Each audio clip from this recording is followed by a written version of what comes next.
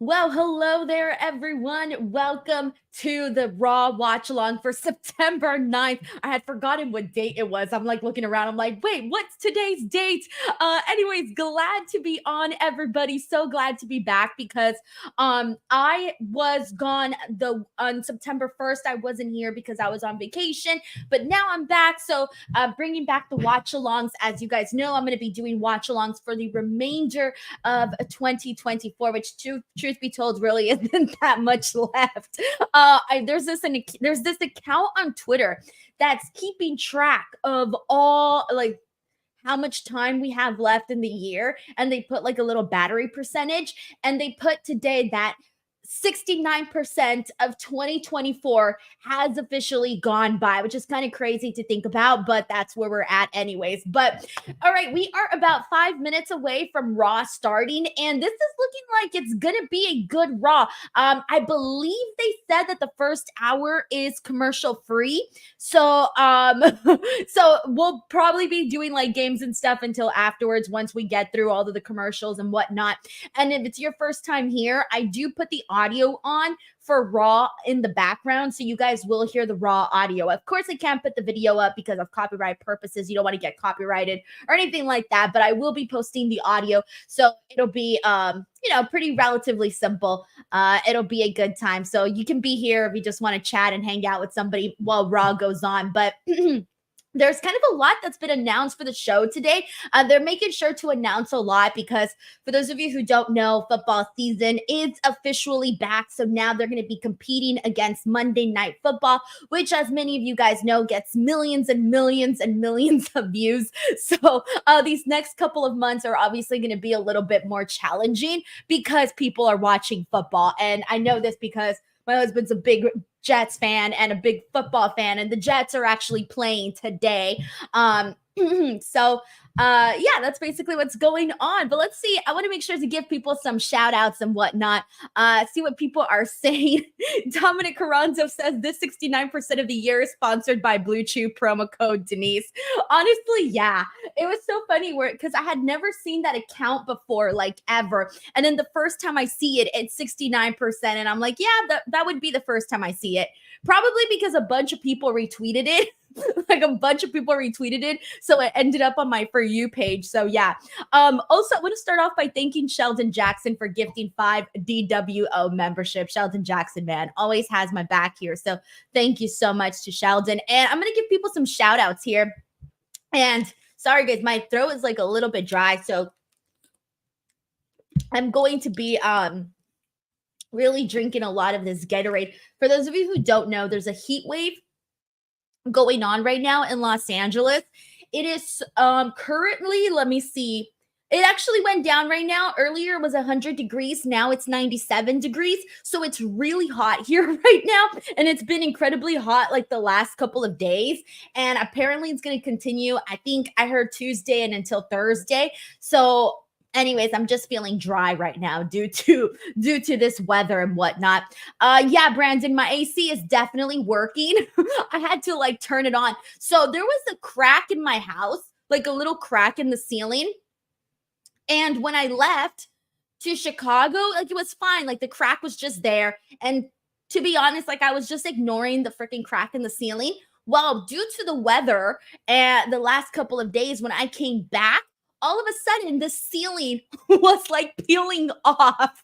Literally, my ceiling is peeling off in the living room.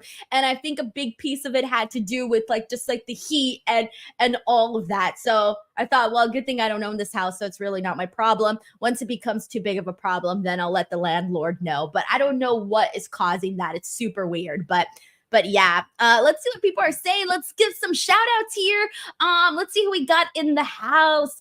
We got Walter Johnson in here. We got Raphael Smith. We got Abrahima Fall, Dominic Carranza, Ray Bevis, Maria Graciela Sayas, who's here, Stephen Marchuli, Sask Rider 2, Brandon, who I just said hello to. And we also have Taylor, who's also here. And we are 1 minute away from Raw beginning. We got DM Hunk, who's back. What's up? Well, he's back. I'm back. We're all back.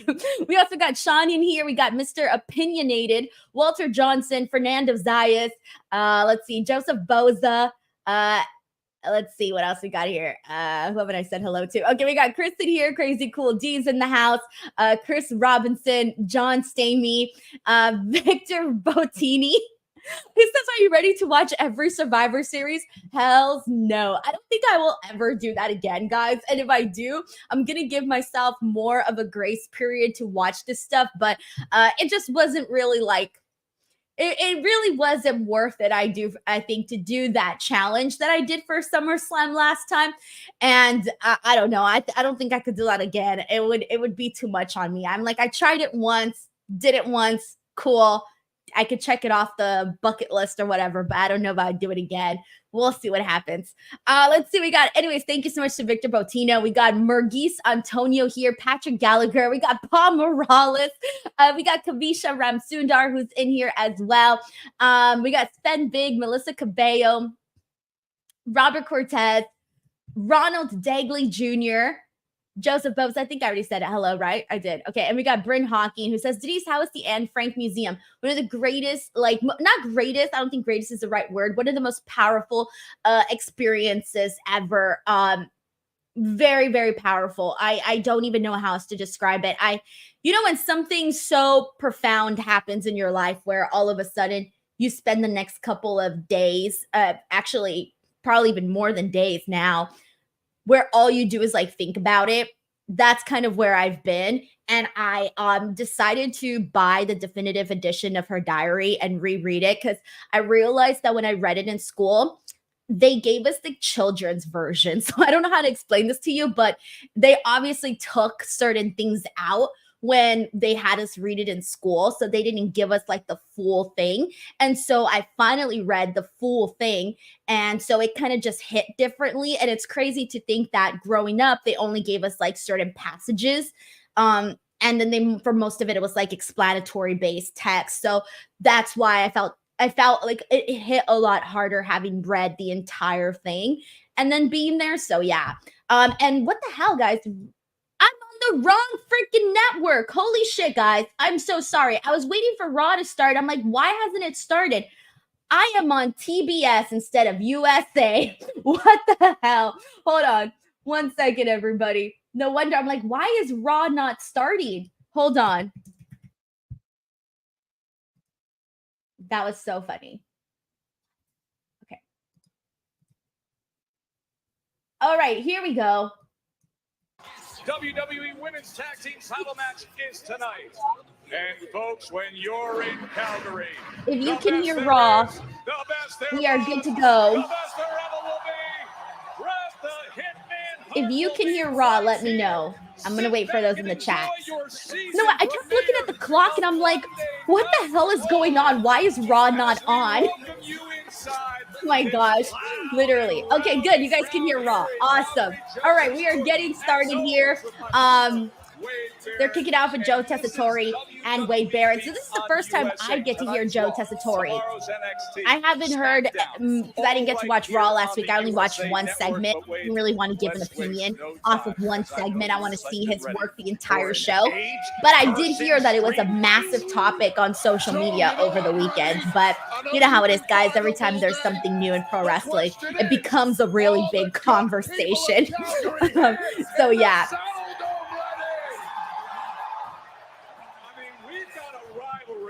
That's been bubbling up. This rivalry is now boiling over. I love that right away we get from Joe Hendry.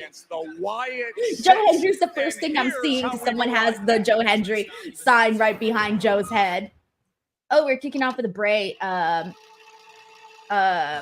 6, excuse me, a Wyatt 6 video. So I'm gonna shut up during their family for their own gain. They must pay for their sins.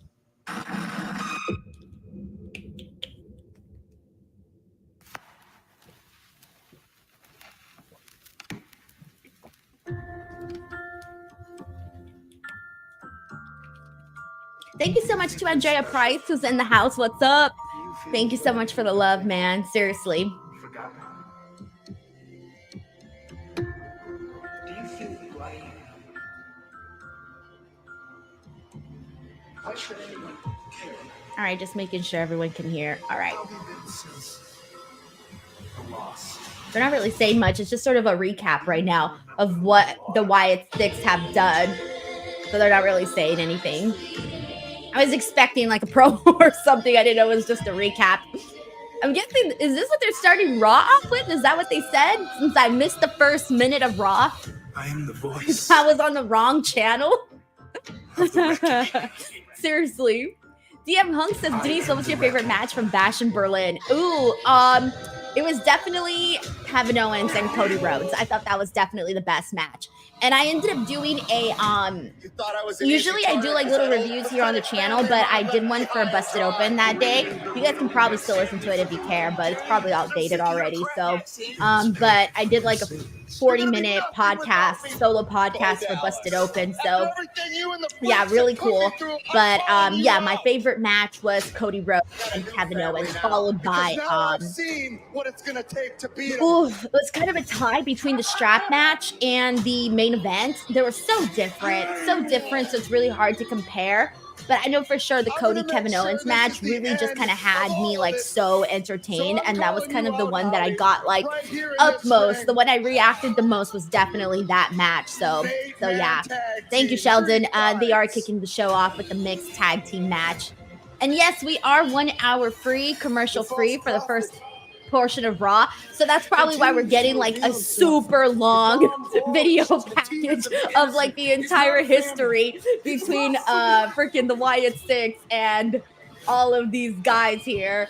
So clearly they're doing it to stall a little bit of time since we're not going to be getting any commercials. Thank you, Sheldon. He says first hour is commercial free, Denise. FYI. And I have games, so I guess those will be started in the second hour of this Raw watch along. So, and I'm going to do them because I took time to do them. And then also, Stephen Marchulli says, hoping Raw returns to 2 hours with Netflix launch. That's what I was wondering. So that was the question that I was planning on asking Triple H at the Bash in Berlin press conference, but he wasn't there. So obviously I wasn't going to ask Cody because he wouldn't know about that stuff.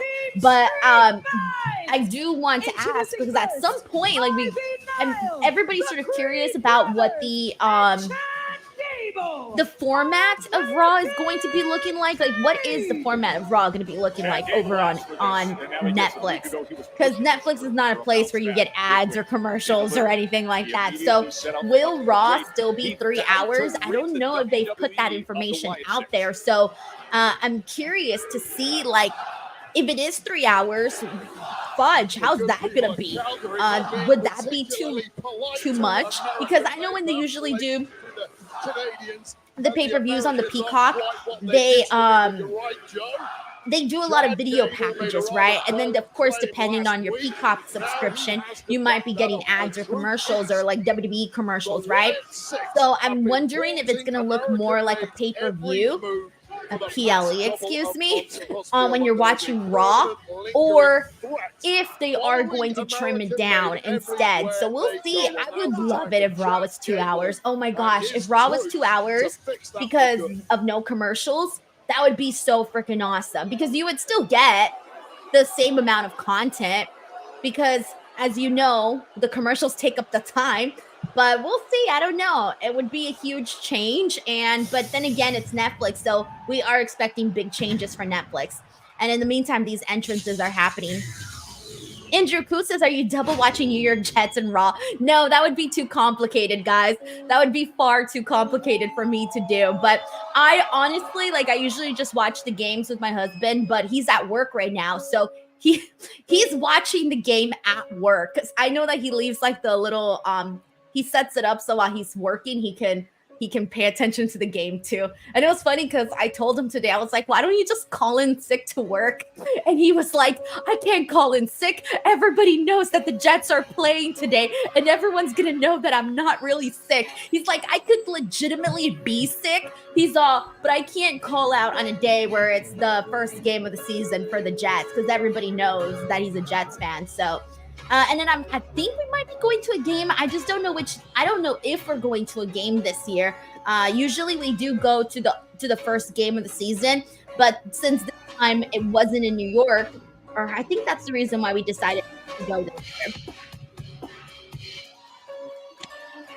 But yeah.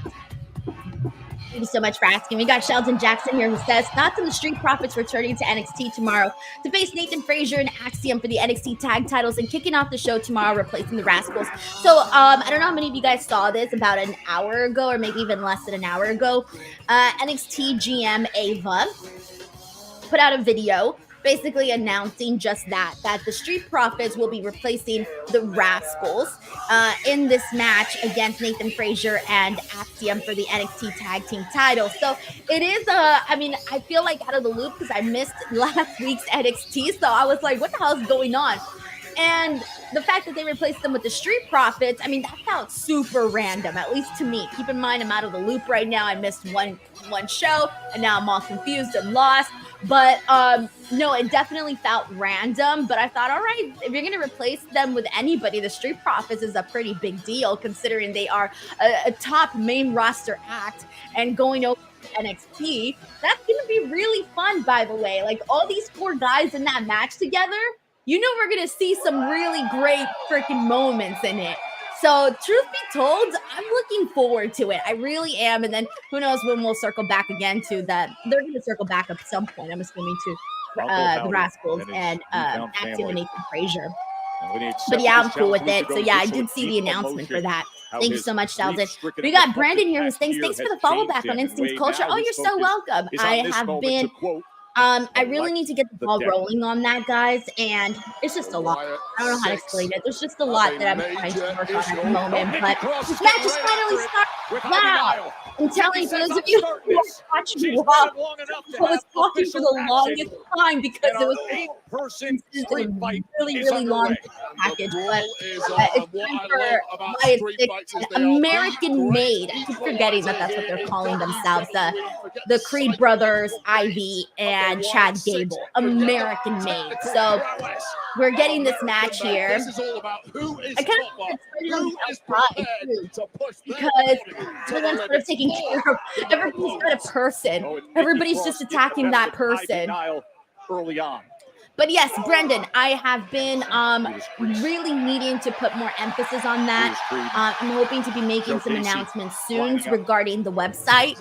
So we'll just keep an eye out on it, guys. It's a lot. It's definitely a lot. And sometimes I just need a bigger team, honestly. Oh, man. Nikki's just like powering. She's just getting Ivy Nile with a bunch of shots with the kendo stick on, but she's wearing like the trash. She's wearing the trash bin. That's a pretty good start. Yes, Victor says all hell has broken loose. Amen. I kind of like that stuff. I like to see it has to be chaotic, I feel. Ooh, Nikki Cross is having like the best moments right now with Ivy. She's just having fun kicking her butt. And it feels different, right? Because she's supposed to be, you know, crazy. She's not supposed to be mentally there. So the fact that she's just out there doing all that crazy shit, that's kind of how it should be. It's all Wyatt 6 so far. Early on, Wyatt 6 in control over America. Hey, shout out to Zeno Hour, who's also in the house. And then Danny Stark rides Fix. He says, always seems like you're doing a million things at a time. Yeah. Honestly, yeah. And it's very stressful, guys. No countouts, anything goes. The match must end But, by pinfall. you know, I think at the end of the day, it'll all be worth it, right? Anywhere near me right now. This was a good week for me. The last 2 weeks, like Bash and Berlin content did really, really good. So I was very thrilled about that. Like, it was kind of nuts, man. I was not expecting. So let me tell you, I did like all these clips, right, for like Dominik and Liv Morgan and for Rhea and I did all these clips, right? And I posted them up. And the one time I was like, oh, these are probably going to do good. They did good. They did fine, right? And there was one clip that I saved for the very end. Because I'm like, this clip is like really not that great. Like, it's just kind of silly. But that's what it was supposed to be, silly, right? So the clip, me was the one that I considered the least best out of all of those clips. And I posted it up. And the clip that's doing the best could not believe it. I was so shocked. Here's the best thing, Joe. This is really completely in the legal. fact that Dominik does not like ketchup. Believe it or not, out of all of everything that I posted, Dominik not liking ketchup is the video that is doing the best on YouTube, Instagram, Facebook. It's hella weird, guys. It's super weird. I didn't think anybody would give two shits, and it's the best one out of everything that I posted. It's wild. It really is. I'm so surprised by that. So there you go, guys. You know what's going to hit and what's not going to hit. Like, there were some other clips that I thought were way, a million times better that didn't get anywhere near those numbers. So I'm like, all right, well, food always does well. Food and romance. Usually if a clip has romance in it, it'll do great numbers. If you're talking about food, it'll do great numbers. I don't know why. That's what people are interested in, food and romance. But yeah, seriously though, Dominik Mysterio is a big draw. I will tell you guys that much. On my channel, he is a draw. Anything that I post with Dominik's name does very well. And well, same thing for Rhea Ripley, but we already knew that. Deep into it, and the action has been pounding early on. Well, Uncle Howdy brought Eric Rowan back from the depths of despair, convinced him, no, Eric, people we need a table set up here by Rowan. Let's see what he does. Who's going to go through the table? Also, thank you so much to Steven, who says, happy to be back. I've missed the live streams. Hell yeah, man. Thank you for coming back. I always fear whenever I skip a podcast or a live stream that no one's ever going to come back. Oh, fire extinguisher. I've seen the use of a fire extinguisher on a wrestling show in a Oh, wait, no way. I have seen fire extinguisher recently. That's like a few months ago. Oh, that's nice. Oh, that was a really good power bomb on Eric Rowan to the table. That was great. That looked extra good because Rowan is like a really big guy. He's so huge. So it kind of required all of American Made to put him through that table because he's such a big guy. That was a really cool spot. But Steven, thank you so much for hopping onto the live stream, and thank you for not forgetting about me. I always feel bad. I always panic. I'm like, oh my God, haven't done an NXT show, haven't done a SmackDown show. No one's gonna come back and watch the shows. Literally. But it's fine. And we got John Taylor here who says Daddy Dom drives Denise's digital dollars. Bro, you're out here trying to get me with these tongue twisters. Daddy Dom drives Denise's digital dollars. Ooh. Daddy Dom drives Denise's digital dollars. Daddy Dom drives Denise's digital dollars. Daddy Dom drives Denise's digital dollars. Daddy Dom drives Denise's digital dollars. I got it, bro.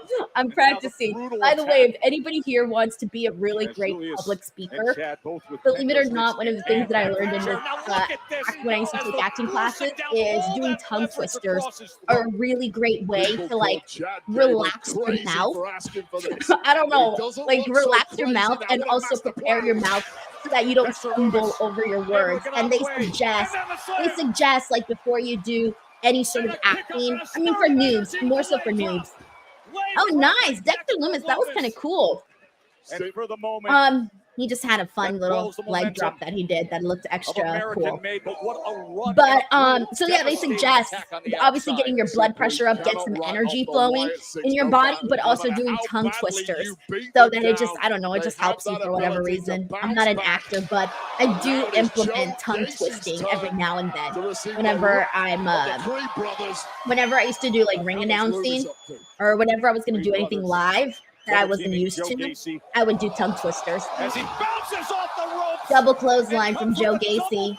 So yeah, fun fact, if anybody here wants to get better at public speaking, start off with some tongue twisters and that could probably help. You can start with the one that John Taylor here gave. And the crowd here in Calgary. The crowd's really liking the street fight here.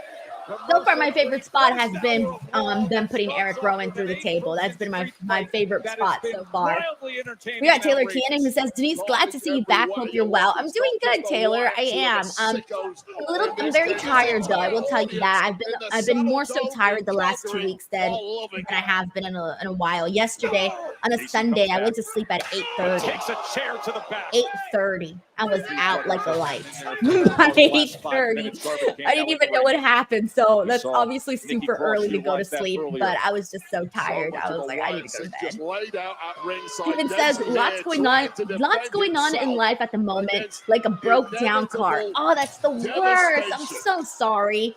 That's always the worst. Your car always breaks down when life is going great. There was a meme once.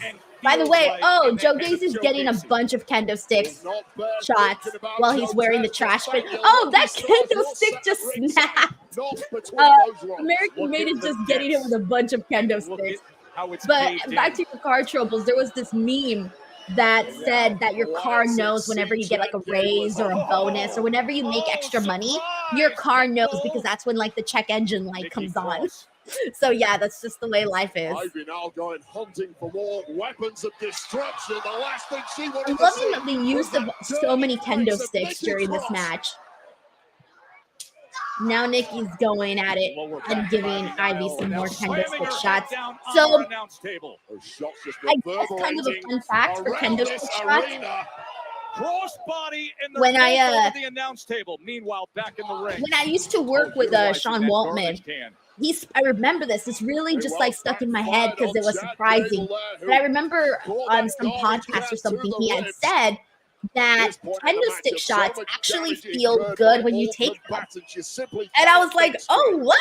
Like, wow, I was not expecting that. So I wonder if that's true.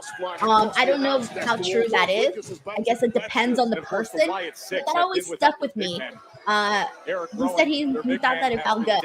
He still feels the same way, but I know that he said that one time on a podcast, and it just like really stuck with me. So I wonder how true that is for certain wrestlers. I guess you won't know until you take a kendo stick shot yourself. Sven Big says, got a bonus at work and my rent went up. Sucks. Yeah, tell me about it. I know how it is, man. Here in the street fight, there's clearly method to the madness of this game plan from American Made. Howdy. As Uncle Howdy. Uncle Howdy looks cool in that chair in that match. With Uncle Howdy right now with how things have gone for the Wyatt. And Big says Nikki cracked her in the head. Chris Robinson says, hey everyone, Denise, I'm sorry I'm late, but I was watching my 4-year-old's cousin. Hey man, you gotta get your babysitting duties. Also, I hope your 4-year-old cousin is doing well. They're always very entertaining. I used to babysit a whole lot back in the day. So I know a thing or two about 4-year-olds. Big boot. He's on the hunt. Damn, Eric Rowan got bigger, bro. Is anybody noticing this? Like, Eric Rowan grew in size. Is this just me? Dude looks bigger than ever. Or maybe it's because we hadn't seen him in such a long time. What's he doing with this barricade? Oh, he just took him out with the barricade. Look at this. He is wiping out. That's kind of cool. I don't think I've seen that before. Someone actually using the barricade as a weapon. I mean, we've seen people go through the barricade, but it's not often that you see somebody use the barricade as an actual weapon. And another. Kavisha says, whose team are you on, Liv or Rhea? Oh, definitely Rhea. I love Rhea. I think Rhea is the best. And now he is trashing the and I also think that Dom did Rhea dirty by like ditching her the way that he did for Liv. Giant tree trunk getting swung around. That's the leg of Eric Rowan. Am I have this one? Here's the cover. Jan Cable comes in just in the nick of time and now getting small. I like that on the bright side, the fact that they're going commercial free. They're really going all out with this match. Like this wasn't, they didn't cheat us and only give us like a quick little 4-minute match. We're actually getting. We have seen everything else. We're actually getting a match here. I mean, along with the violence, of course, but that's what it's supposed to be because it's a street fight. Chad Gable swinging away for all he's worth, but that is an unfair fight. That is just too much man in Eric Rowan. Trips him up and his head right into Eric Rowan's head looks so big next to that chair. Up and over. Oh shit! Oh, fucking Chad Gable! He just did a freaking suplex on on from a Eric German Rowan, but he suplex, was but so somehow close to the Rowan on his barricade feet. that Rowan Rowan's is head falls just to the like floor. hit the barricade. It was Is that enough to keep unpleasing. Eric Rowan down? Yeah, it was Maybe unpleasing not, to but watch. that Yeah, I is couldn't take my eyes off of it. But it was also super impressive because, again, Eric Rowan's so huge and Chad Gable's a smaller guy. So whenever Chad Gable does those suplexes, like on somebody bigger, it just always looks very impressive. very But even more so just like stirring this around the ring, area but of how somehow all of that these went four down. Still involved in the fight. Double choke slams. Joe Gacy is really good in these types of matches, by the way. For those of you who got to see the stuff that he did on NXT, in particular with Dijak, they had a fun feud, Dijak and Joe Gacy, and they kind of went all out with like street fights or all those different matches that they were having with each other. They had like different names. I forgot what they called them, but they had some fun matches though. They tried some stuff. Oh, it's nice. They tried some stuff on NXT. And so Joe Gacy tends to like shine in those types of matches. Gable now trying on the counterattack against Gacy. It's down to one-on-one now, and if you're going to get a victory, that is the last thing you want to see. If you check Gable, recoiled clothesline to Gable. Alvin White Jr. says this match is nuts. Joe Gacy, an absolute veteran. And Sven Big in reminds this me, yeah, he's industry. done deathmatch stuff in the day. Yeah, I remember that was something that he used to do back in the day for WWE. Gable quickly up top. Off of the table and onto the top rope. Both Oh, they rushed that. He freaking did the Olympic slam. Julius did the Olympic slam on Joe Gacy off the top rope. Oh, I'm sorry, Chad Gable. It was Chad Gable. Sorry, I thought it was Julius for a second. Chad Gable did the Olympic slam on freaking Joe Gacy onto the table, but he just like went right in. Like they didn't even take a second to like adjust themselves. Nah, he went right in there and just went for it. Like no time wasted. Pure adrenaline on that one. Nikki Cross rids the ring of Ivy Nile. Oh my gosh, it's Nikki.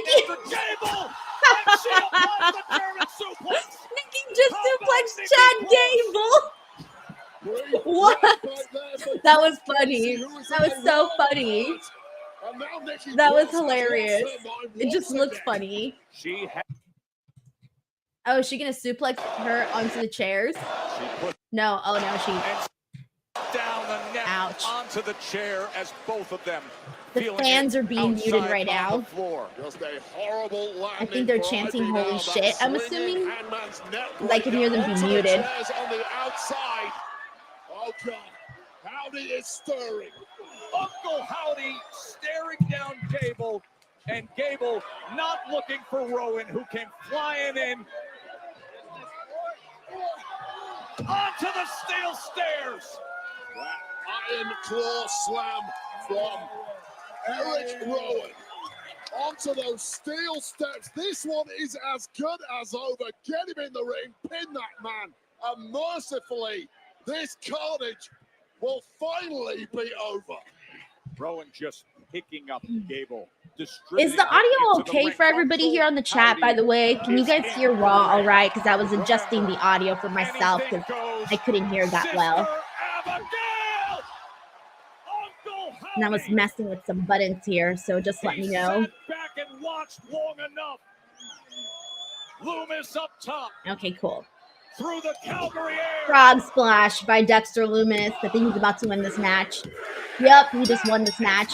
All right, so a good start to Monday Night Raw, commercial free for the first hour, and 28 minutes of it was taken up by this segment here with the story with the Wyatt Six. But that was a really fun little opener there. They did a good little street fight there. They had some good moments. My favorite was putting Rowan through the table, the Olympic slam on the table too, the suplex. That was the suplex from both Nikki and Chad Gable, from Nikki to Chad and Chad to Rowan. Yeah, those are my 4 favorite moments in this match. And of course, all of the usage of the kendo sticks was pretty good too. So this was fun. This was a fun start. We got Sean here who says, excellent start. Nikki was the MVP. She she had some really great moments, but it's really hard for me to call anybody else an MVP when I was like, are we getting commercials? What's happening here? You said no commercials. No, it's a WWE shop promo, I think. Yeah, it's a WWE shop promo. It's new, I think. Unless, no, wait, I have seen this. Never mind. I thought it was a new shop promo, but I've seen this. It's really hard for me to call anybody the MVP of a match when Chad Gable is there, because usually Chad Gable has like the very best moments in any particular match. So I still gotta say Chad Gable for me was the MVP, because all of the big moments that I said, most of them were all Chad Gable. Tonight only. All right, and thank you so much to John Taylor here, who says, does it ever blow your mind when you're working with famous wrestlers like X-Pac and Mark Henry? Yeah, it does. Honestly, sometimes I have to like, I don't even know how to explain it. I think it really does, because when I think back to like my first memories of those people, respectfully, like, it was just such a different time period, right? Like, I think of myself as like, when I first like saw X-Pac, I was obviously a young kid. When I first saw Mark Henry, I was a young kid. So sometimes I have to be like, oh shit, like this really happened, because of the age, because of just time. I don't even know how to put it into words, but yeah, it does trip me out sometimes. But then when you get to know them, they're so like normal and down to earth and so nice, and they don't act like divas. So it's almost like you're just talking to just a person, right? But then you just remember, like, dude, like this person has accomplished so much in their lives. Like, damn. Like, and when I watched Mark Henry's A&E documentary and all of the things that he did, like I knew all that stuff, but just seeing it in a documentary format, it really kind of it set things in for me. Like, it made me go like, oh shit, like you do a show with this guy? Holy shit, like what the fuck? Like, that's crazy. Even though I already knew all that stuff, but sometimes you just need like a wake-up call, a reminder. So yeah, that's kind of what I would say. John Taylor, thank you so much for that super chat, man. We got Tyler Manning here, who says, Denise, are you going to interview Tess? Tess? Which Tess are we talking about? Anytime, Tess. I'm assuming the only Tess I can think of is Tessa Blanchard. Are we talking about another Tess? I'm like, what other Tess are we talking about? Oh, Tessatori, Joe Tessatori. Okay, you have to say his whole name. I can't just call him Tess. It's weird to me. Joe Tessatori. I'm like, Tess? What Tess? But anyways, if I have the chance to interview Joe Tessatori, yes, I would love to interview Joe Tessatori and obviously ask him about his new role on Raw. Thank you so much, Tyler, and I'm sorry it took me a second just to make sure. I didn't want to give the wrong answer here. That's amazing. All right. But yeah, Dominic Francis says full names, people. Yeah, I'm dehydrated. I'm running on low sleep. Here's the big news. I need full names. We can officially confirm Rhea and Liv. John Taylor says, okay, don't. I didn't put Tess and Joe Tessatori either. Don't feel bad. Okay, good.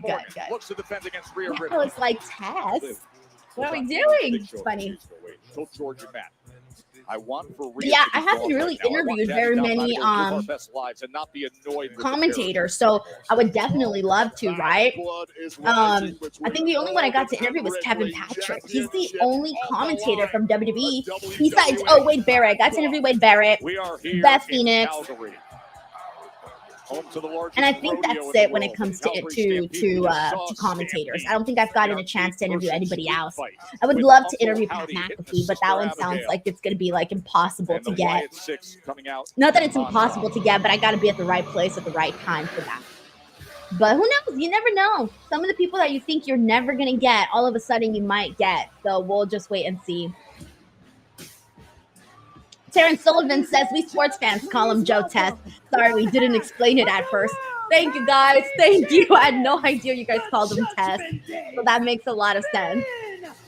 Hey, I like Finn's little FXXX thing. I like that. More than willing to be the sounds like saying fix. We got Sam Pyboon in the house. What's up, Sam? He says, when do you want to interview MJF? what will you be going to ask him? First of all, I've been wanting to interview MJF for a very long time. But I'm telling you, sometimes it's just like, you know, you got to be at the right place at the right time, guys. That's really what it comes down to when you get like big interviews. Being at the right place at the right time. And so far it hasn't happened for me just yet with MJF. But I think MJF mostly does his interviews in kayfabe, if I'm correct. From what I've seen, he does his interviews in kayfabe. That definitely changes the dynamics of things, because when you're interviewing someone who's in kayfabe, that changes the types of questions that you can ask. And so it's like this really weird line. So sometimes I don't like to do, personally, I don't like to do interviews in kayfabe, because then I have to like change my questions. Like I'm asking questions that I wouldn't ask if the person wasn't in kayfabe. You see what I'm saying? So it changes the way that you do the interview. But MJF is such a big star. I would take MJF within kayfabe, of course. But I guess I have to be at the right place at the right time for that. See whether that'll happen. But I don't know what I would ask him, because again, it would depend on how the interview begins. If that makes any sense. And when the interview is happening. But anyways, we got Finn Balor out here. He's cutting a promo. Let's see what Finn Balor has to say. But the more I helped you up, the more you tried to hold me down. That's right, Damien. You held me down. Your friend. I was your brother. Your brother. Your brother. I was the guy who had your back. I was the guy who made sure that you stayed champion. Your brother. I can't get over that. That's funny. I can't wait to Finn brings back the Demon, by the way. Heavyweight champion a long time ago. If it wasn't for you, I feel like when Finn does bring back the Demon, he's going to get such a huge pop. Everybody loves the Demon. Every time I got close to that championship, Damien, it was you. It was you who screwed me. I have been wanting to see Finn Balor as champion once again. And come out here, I would be really happy for Finn if he got another go at the championship. Like, really happy for him if he did. I guess he's going to get his chance. We got Damian Priest is coming out now. Let's see. Ooh, he's coming in with a power walk. He means business. I thought he was going to come in with like a slow walk and a microphone or something. But no, he's getting right down to business. Power walk and all. Ever since you broke up the real Judgment Day, I've been trying to get my hands on you. And you've run every time from me. So this is what's going to happen. I'm going to let you say what you're going to say. But when you're done talking, I'm dropping your ass. No. That's not ever since the Damian Priest Gunther feud, you don't got to tell me. I think Damian Priest has really found his footing. That Gunther feud changed everything, I feel. Once he turned into a babyface, it made it so much easier, I think, to like really get behind Damian. Because there was like a really weird place where he was at, where he was a heel, but he was also a babyface in some scenarios. So now that he's full on babyface, I think that was just the better thing for him. Oh, Bad Blood, Damian Priest versus Finn Balor. Challenging me to a match of Bad Blood. Accept it. He's gonna accept it. He accepted it. Here we go.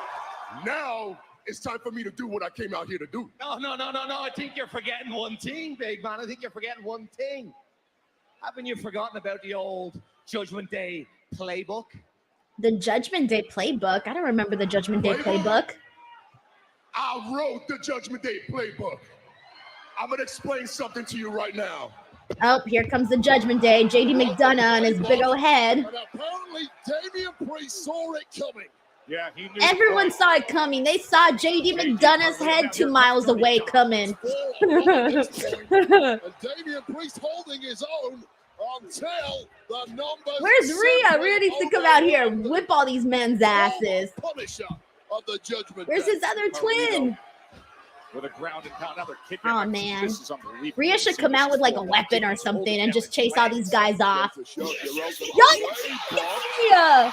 Okay, girl, go out there. Oh shit! Ooh! Dominik has like a nasty red eye. Ooh! Ah, poor Rhea. She's coming out there with the crutch. No. Rhea Ripley. Wait. Oh no, that's Liv. Oh, good. She got her with the crutch. Oh no, Dom holds her back. Ooh, Dom's eye looks nasty. Oh. Anything that has to do with eyes just gives me the ick. How good must that feel for Rhea Ripley? Right across. Girl. Oh, but going right to that injured leg is Liv Morgan. And remember, we just confirmed. Oh no, the Terror Twins are outnumbered. Also, Liv Morgan has the Triple H vest, doesn't she? The little denim with the sleeves. She's got the Triple H vest look. And now the crutch is in the hand of Oh. Sven Big says throw ketchup packets at him. Seriously, they really should. Throw some tomatoes at him or something. And now putting her leverage behind her neck. Damian Priest is taking headshots after headshot. And he's going to cover. He's Oh, that's sweet. his own body. Damian Priest was using his body to protect Rhea. Sacrificing his own health to protect. That was very sweet. But unfortunately, they're all getting their butt kicks right now by the Judgment Day. Dude, right in the stomach. Oh. Cage after he just took all the shots to the head, to the back. And now they're lining him up. This is a coup de grace. Steven says touchdown Jets. Woo! Good to know. Good to know. But the damage has been done, Wade. I've also been debating, guys, if I should do football picks this year. I did them last year, but after like the 7th week, I got bored. And I stopped making picks. I started making like stupid decisions. Like one day I would pick all the teams on the right side of the form. The next week I would pick all the teams on the left side of the form. One time I flipped the coin and just chose all of the teams based off of that. I'm a casual, guys. I'm a casual. All right, so anyways, that beatdown just went down. We got Spend Big here who sends in a generous super chat saying thanks as always for the watch along. How do I say this? I'm only ever happy when I'm somehow on here streaming or getting videos up. That's when I'm happy. So thank you so much. I'm just glad people actually come on to these watch alongs. So thank you for being here. Spend Big, thank you so much. All right, and let me get caught up here. Jose Alvarado says, look at how good the Jets are when Rodgers is healthy. Dude, I was so scared. I told my husband yesterday, I was like, dude, like, you need to, like, he's, I don't know how to explain it. Like, he's really, really hoping that Aaron Rodgers wins them a Super Bowl. Like, his hopes are skyrocket high, man. Like skyrocket high. Like he's really got a lot of hope, you know? And I'm just like, oh my God, okay. You do you. You do you. Who am I to kill your hope? I'm not here to kill anyone's hope. I'm rooting for you, man. Jackie's with Big Braun. Yeah, Tess. All right, let's see what that one big son of a bitch has to do to say. Tournament. I mean, Braun, the injuries you suffered at the hands of Braun Strowman is still the biggest draw on this YouTube channel, by the way. Jackie, it's no secret that I'm still believe it or not. Between Bronson Reed and me 2 weeks He's ago. given me the most views out of anybody. I was the one that had to step up to him. And it's no offense to Miz, but he's just no match for Bronson Reed. And I'll be honest, the match last week I had on Raw, it didn't help my injuries at all. But I'm not using that as an excuse because over the last decade, I've showed the entire WWE universe that it takes a whole lot more than that to keep the monster down. I might be wounded right now. I do prefer this version of Braun Strowman, by the way. None of this choo-choo train crap. Dangerous. And when he came back, he seems like a little bit boring. Like he didn't really seem like the interesting Braun Strowman. But in the last couple of weeks, it's gotten so good with Braun. Ooh, and speaking of Braun, we got the other Braun. You are a monster. Bronson. Wait, I'm sorry, Bronson. Braun Breaker. So many Bronsons and Bronze. They throw me off. You are a monster. I'm here to prove to you, to the world that you don't have to be 7 foot tall, 900 pounds to be a monster. Because I'm a dog, big man. The reason. Pat McAfee's not here to bark anymore. Because you never stood in the ring with me. He used to get the barking going on commentary. You don't know who you're talking to, kid. Listen, I hope you win. I'll see you around. You big sob. Every time he barks, it reminds me of the guy from Home Improvement. LeBron is hoping Oh my gosh, I'm blanking on his name, but I know somebody here in the chat knows. I know somebody here in the chat knows. Tim the Toolman Taylor. Never mind. I knew that. It was in there somewhere. Tim the Toolman Taylor. So stupid. But anyways, Tim the Toolman Taylor would do like he would make those sounds. Yes, Tim Allen, guys. Tim the Toolman Taylor. Could never forget that. I used to watch that show for a bit. For a bit, I used to watch it, but I never watched the entire show to get like completely. I think I watched like the first season maybe, or like half of the first season. Like I never got through the entire thing. I just never really got into it that much. Like it was funny, but it wasn't enough to keep me going and finishing the actual show. So I only got to watch a little bit of it, to be honest. We got Sheldon Jackson here who says, I'm wondering when the World Tag Team titles will be defended. They won in June 24th, and as of today, 0 title defenses. I think they're what do you call it? Bianca and Jade. They are what do you call it? Who is Alba and Isla facing here today?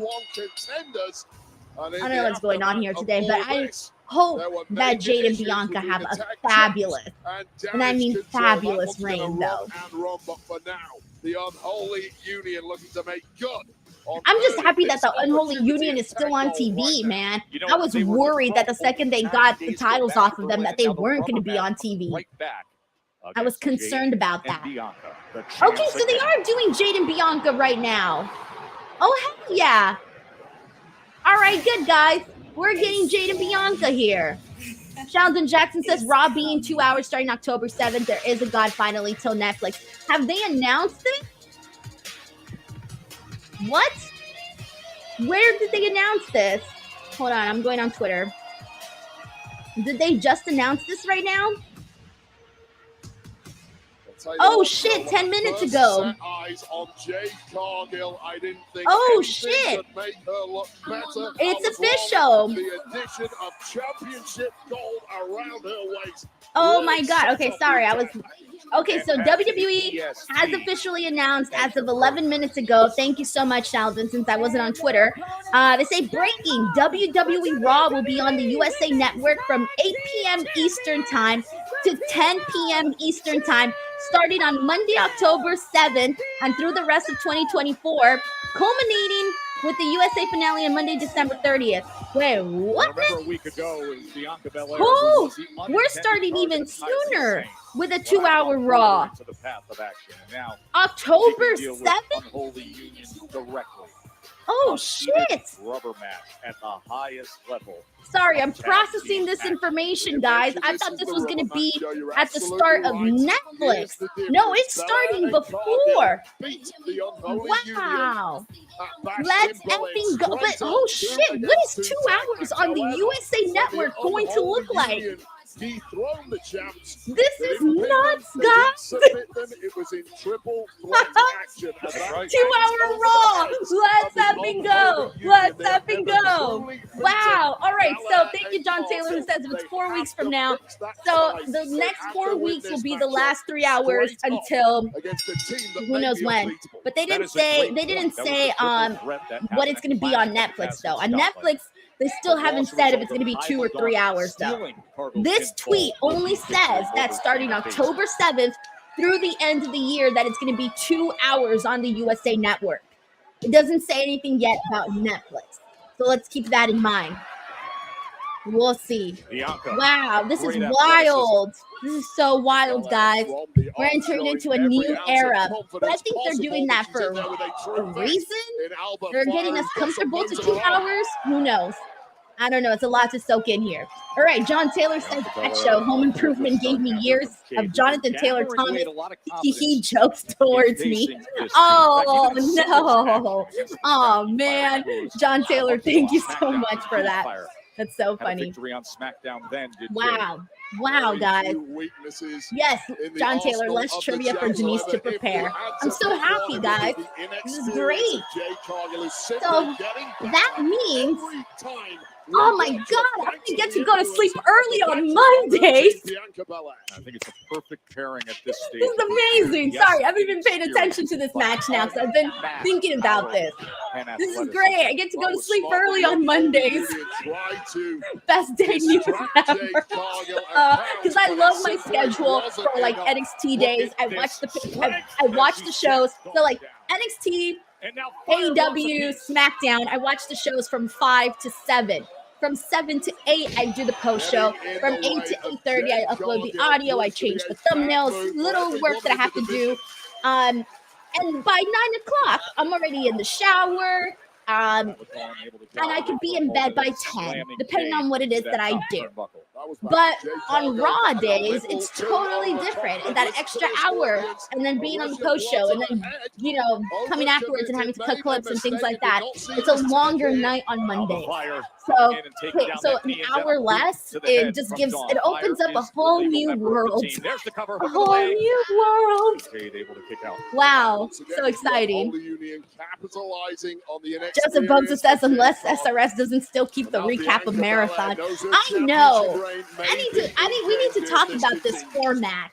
I mean, our format's fine, but yeah. Maybe we do things a little differently, Sean and I. Jordan Grace, by the way, tomorrow on NXT is having an open challenge. Chinadu and I will be here for the post show tomorrow discussing that. But anyways, guys, share your reactions. What do you guys think about these 2-hour Raws starting October 7th? It's so exciting. God, Bianca's she's such an athlete. God, she's just athletic. Big shoulder coming in. Kill to have that kind of athleticism. Garb Stevens says, does SmackDown go to 3 hours when Raw goes to Netflix? Stop it, Steven. Get out of here. Don't even put that out there. Are you kidding me? I gotta wake up early on Saturdays. We got John Taylor who says, are you one of those who can fall asleep fast? Yes. I'm in bed, like, I'm asleep within like 20 minutes. Or less than that, probably. I used to, when I used to wear my sleep bit, my Fitbit, I haven't worn it in a while. Kind of got over it. But when I used to wear it, it told me that I would fall asleep within less than 20 minutes. By the second I laid down, I was gone. Within a few minutes, I was out like a light. John Taylor, thank you so much. He says jealous. You know what's been really helping me sleep better at nights? Well, one, I'm tired, but two, I used to go to sleep always watching TV, and I would fall asleep right away, right? But I've noticed that if I read right before I go to bed, if I read a book, oh, forget it. My sleep feels so different. Like, I don't even move at night. I've been noticing that when I read, I sleep better right before bed. There's the pin. And a kick out. Man, that was 2.9. And the former champs Unholy Union. Honestly, Alba Fire and Isla Dawn are doing good here. And I'm glad they're getting some TV time. Also, I just realized that Alba has the Sabu pants. I love those kinds of pants. Like that flare style, like that flary style. I love those. I know Kanosuke Takeshita wears them too. I love those pants. I think if I were a wrestler, those pants would probably be my gear. I'm not even gonna lie. I don't know what those pants are called. I call them the Sabu pants. But I love those kinds of pants. Able to get the tag. This is how they won last. Nick Blue says, I think SmackDown is 3 hours this Friday, but it's a special thing. Probably because just the USA premiere. and Jade comes flying in. Oh man, I'm gonna be so tired on Saturday. Boo. Cargill, that gory special face buster right It's there fine. is how It's they fine. beat in every Yep, opponent Hayabusa they also beat. wore them as It well. would have taken I don't know what the Belair pants are out. called, It would guys, have been but new tag champs here. they're But awesome. Jade Cargill got it just right. Yes, they look comfy. But Exactly. now Bianca They look Belair so alone, comfortable. hurting in a bad way. Got a tenuous grip on those tag titles. Listen, Cabell says SmackDown is only 2 hours this Friday. I don't know. I haven't seen anything, guys. I've been out of the loop. Dawn into the post. Built Bianca Belair tougher than most. Is it going to be enough to ride through? Now Cargill's back in. And Belair needed that. Instant relief as Jade comes powering in with the big leg. Massive palm kick to the jaw of Alba Fire. Isla Dawn down, Isla Dawn out. Combo The green move. gear This also is really what looks they've been doing. great on Jade and Bianca. With the cover. Jade and Bianca retain.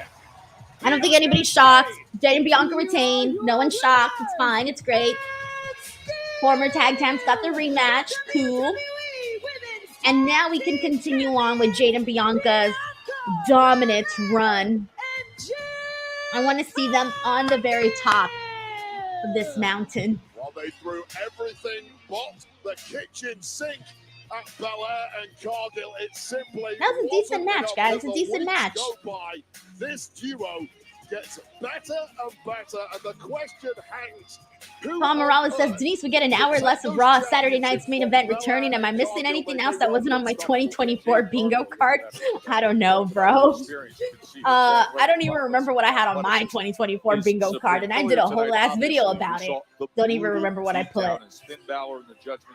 Actually, I think I do know what I put. Nah, I think I deleted.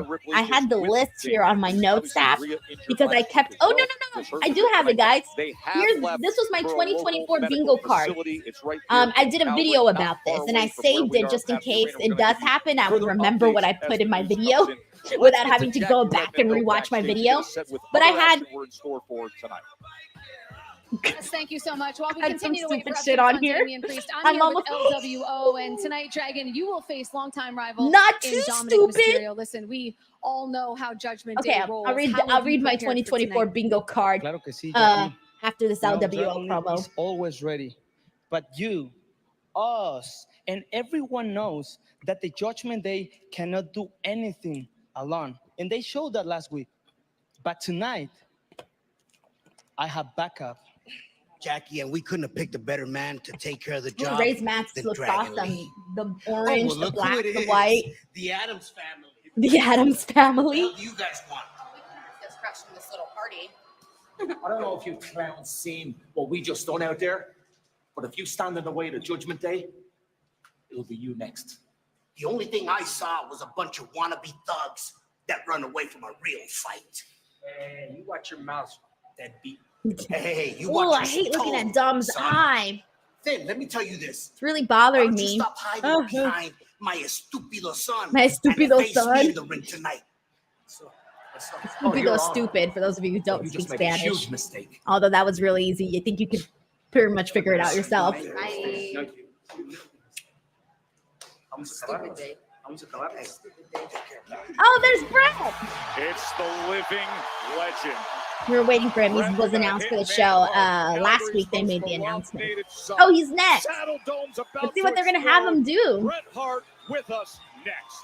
We'll see what they have Bret do on the show. All right, we're on our first commercial break. All right, so let's see what else we got here. Oh yeah, that's what I wanted to do. I wanted to read my 2024 bingo card. All right, so this was what was on my 2024 bingo card. 1, Goldberg to AEW, still has not happened. 2, Will Ospreay becomes AEW World Champion. I think that was a safe as fuck prediction. Still has not happened. Ultraphobia magic. 3, More oh, magic than ever. Santana and The scrubbing Ortiz power go of back to Magic TNA Eraser as and a the tag cleaning team. power Watch him make That's soap not from going to Cheetor. happen. They broke up. Disappeared. And although And watch Santana Ospreay's did cleaning go the back ground to like that. TNA, With up to 10 times But the cleaning power. that was not my prediction. My prediction was that they would go back together. My It makes fourth this was Vince ring a McMahon thing has of the one past. final Makes you match. forget Oh my it. God. Big That was dumb before all this spaghetti. craziness went down. And then New Ultra 5, Foamy Magic Eraser. WWE Clean buys with more magic than Noah for NXT Whoa, Japan. hold up. Someone And just then- got BOGO free Blizzard treats. No way, I have Only 6. in the DQ app. So maybe I That didn't someone read could number be you, 5. but only for a limited time. Or BOGO did I free read number any size 5? Blizzard Okay, treats. whatever. Get it now And then in the number DQ 6 app. was DQ. Happy Disco. AEW goes to Fox. That was my 6th prediction for my 2024 bingo card. And I did these great. and this video December 12th, mistake. 2023, guys. December 12th, 2023. And one of my predictions may come true. One of those predictions, most of you guys have seen the rumors online about AEW going to Fox and all of that. Still not, we don't have anything confirmed or anything like that. But if that's the case, I'm going to have to go back to that bingo card video, clip that shit out, and post it on social media, which I'm going to be excited about because in my 2023 bingo card video, my Vince McMahon prediction came true. So if I have another prediction come true in 2024, I'm gonna be very, very fucking thrilled.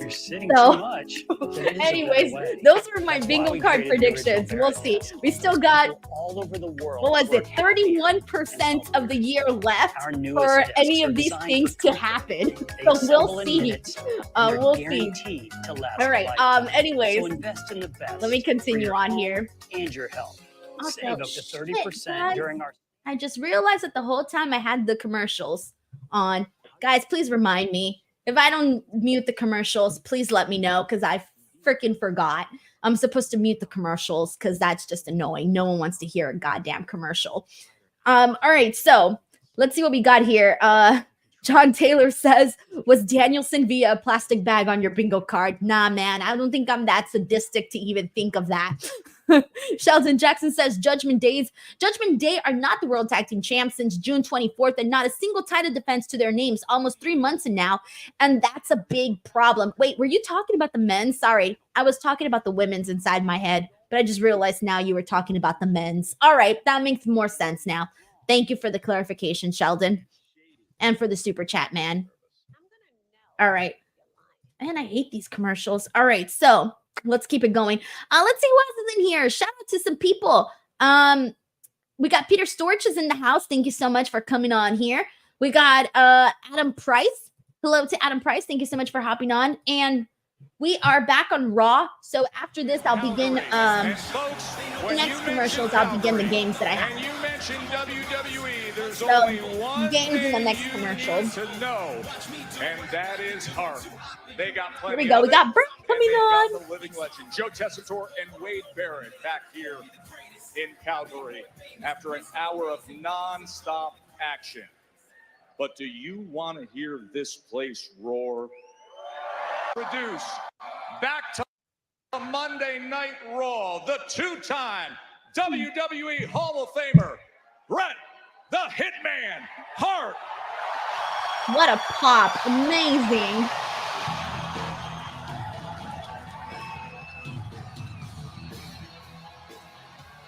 All right, how many people in their house are doing this right now?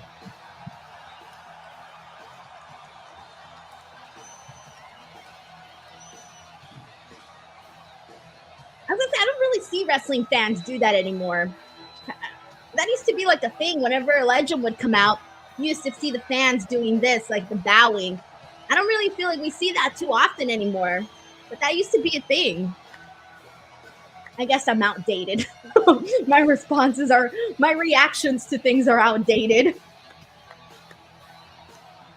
Tiger Claw Gaming says Shawn Michaels should interrupt him. Bro, I would pop huge. I would literally. Oh, there's a Vince screwed Bret. There's a Vince screwed Bret sign. That's funny. There's a few Vince screwed Bret signs. There's a few of them.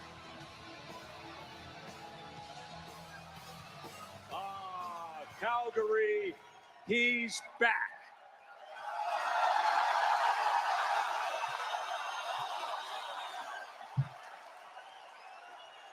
We know this was a tough ticket to come here tonight. But we've got an announcement with Bret here in the ring because something special is going to be happening in Canada. Oh, they're going to make an announcement. So it's not just an appearance, there's an announcement too. Wonder what the announcement it could be. We want to announce that when WWE comes back to Canada again, it'll be at the end of November. It'll be Survivor Series in Vancouver. And folks, come Friday, tickets will be on sale. Friday for that. Okay, Friday tickets go on sale for Survivor Series in Vancouver. How good does it feel? You are Is that the a hero announcement? to everyone in the locker room, but how good does it feel to be back home on Monday Night Raw, right here in the Saddle Dome? So this is in really Calgary, weird, but Joe Alberta, Tessitore, when he Canada. smiles, he kind of reminds me of my uncle. Well, this is the place to be, right? It's very random. Sorry. All right, let me see what Bret says. No one took more pride than I did being a champion, but also a Canadian champion. Let me tell you about Canadian champions. Canadian champions will take on anybody. They never, ever duck a challenge, and they have to prove themselves like I did every night for 20 years that I was the best there is, the best there was, and the best there ever will be. Nice. Oh, there's Gunther! Oh no! Oh no! It's Gunther! Oh no! Don't you dare put your hands on Bret! Oh no! What is gonna happen?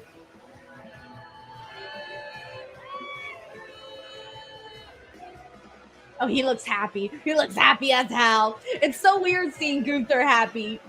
But he looks so happy.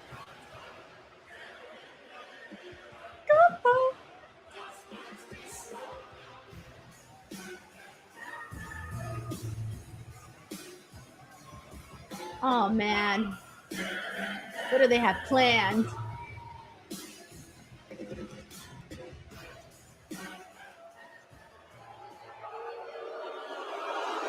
They're booing the hell out of him. He's getting booed so hard.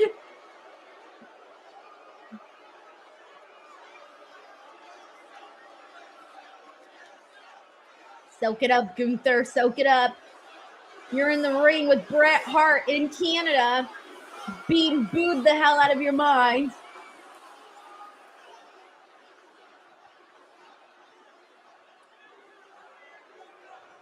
He can't even speak. Ladies and gentlemen, what a time to be alive. Bret the Hitman Hart.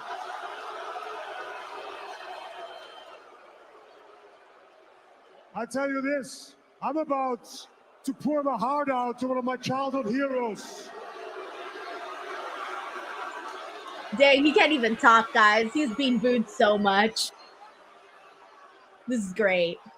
In all seriousness. Oh, shit. They're getting louder. The best there was, and the best there ever will be. You get no argument here. And this feels a little bit like a passing the torch moment because, yes, you are the best there was. Oh. But you're right now no. looking at the best there is and the best there ever will be. Oh, Gunther out here using Bret's own catchphrase, his own slogan. Okay, now we have business out of the way. I want to express something from the bottom of my heart. I'm serious about this because just like Stu said before, all the boys in the back, including me, we all watched you growing up.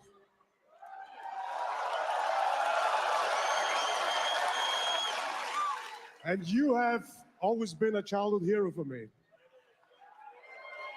So I wanted to take a moment to tell you personally that you will always be a close second to my actual favorite. Oh my God, who's he gonna say? Please don't tell me he's gonna say Shawn. Is he gonna say Shawn? My all-time favorite is none other than Bill Goldberg. Bill Goldberg! So Bret, Oh, join in. he really went there. I know, he went there. His finger was Bill Goldberg to Bret Hart's face.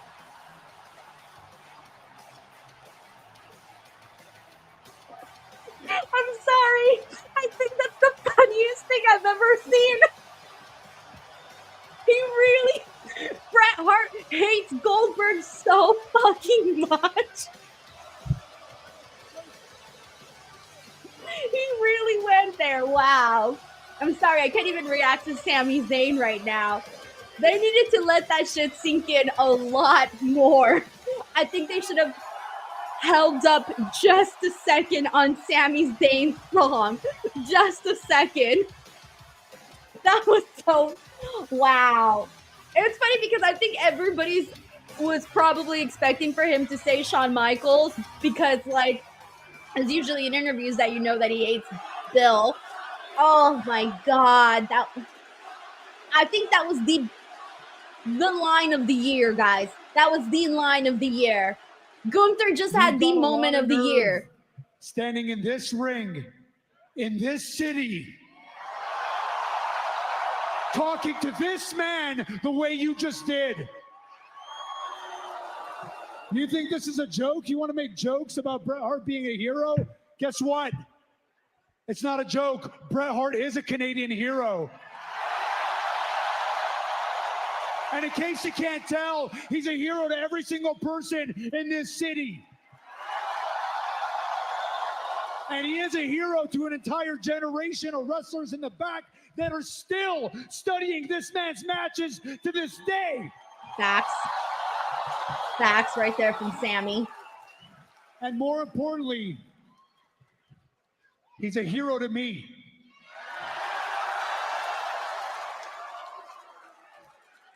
And you may have that championship around your waist, but Bret Hart is the one who set the tone for what it means to be a champion.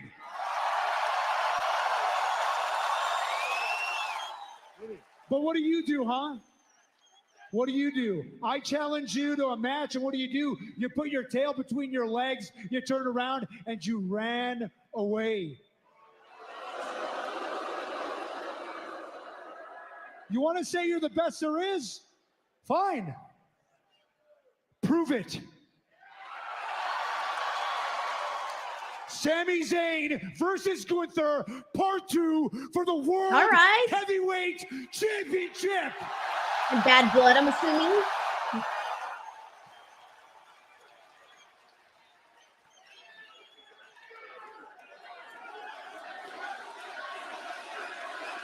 PJ says Gunther is goated. Dude, that was one of my favorite moments of the whole entire year. That was one of my favorite moments, period. That was so funny. Like, I legitimately was not expecting him to say Bill Goldberg. I'm still processing. Understand this. With all due respect, Bret, but you're not in my league. And Sami, as much as you want to be, and as much as Bret is your hero, you're far away from being in a league with Bret Hart. So what does that tell you? My answer remains no. Ah, boo! Now what? Now I think Bret's gonna say something. Looks like he's gonna say That something. doesn't look like a champion to me. That looks like a coward. That looks like a dirty yellow coward right there. Walking back. You called him a dirty yellow coward? Yellow coward. What? What does that even mean?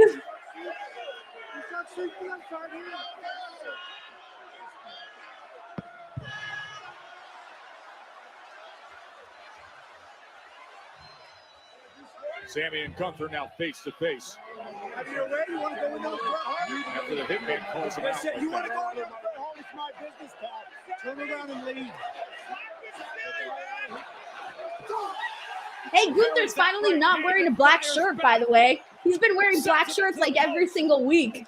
He finally switched it up. And just a beat down along the railing. Hockey style punch up right here in Calgary. And it doesn't go unnoticed that he's wearing a Johnny jersey. Bret's so chill. Sammy and Gunther are all like kicking each other's ass.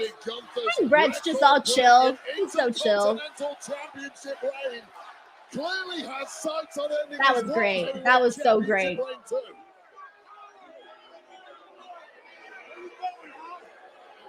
Is an all-time legend. The 5-time WWE champion. Bill the 2-time Hall of Goldberg. Famer, Bret I'm the never Hitman getting Hart over that. I'm going to be talking about that listened to him forever. say no and said you're a coward. Well, you don't step on Wow. Alrighty, let's see what people are saying that here. Let's see. This is from John Taylor, who says Gunther can get any more goated Goldberg chef's kiss. That was so funny. That was moment of 2024 when WWE does their little end of the year awards, their Slammies, all of that shit. That moment needs to be on there, and if it's not, it's fixed. John Taylor, thank you so much for the super chat, man. You know, Jay says best line of the year. Andrew Tam says amazing segment. but remind me. I feel ya. What did you used to call your Patricia knees? says I want whatever Please. he's on. Don't call me that. You know what I want? I want to know how Pete Dunne's getting all this volume on his hair. Look at that. Okay, Pete. He's got so Let me much tell you what's gonna volume. happen. Tonight I take one step closer to that Intercontinental title. Tomorrow I smash Trick Williams and take one step closer to the NXT title. Terrence And after Sullivan that, says fire segment. I'm Only gonna says smash savage you. line of the And then you year. can just call me double champ. Listen, Pete. The worst thing that you can possibly do for your professional career is convince yourself that you can beat me in a fight because you can't. Because when it's all said and done, you'd have that stupid look on your face doing that stupid shrug going, man, what the hell just happened to me out there? Man, Braun Breaker's got problems with everybody. Man, why are the dogs barking so loud in Canada? We gotta get some barking out here. Jay says all that frizz on Pete Dunne. Yeah, he could use a little frizz control. A little spray would go a long way. Oh, there's Sheamus. Sheamus is taking out Pete Dunne. Let's bleed and go.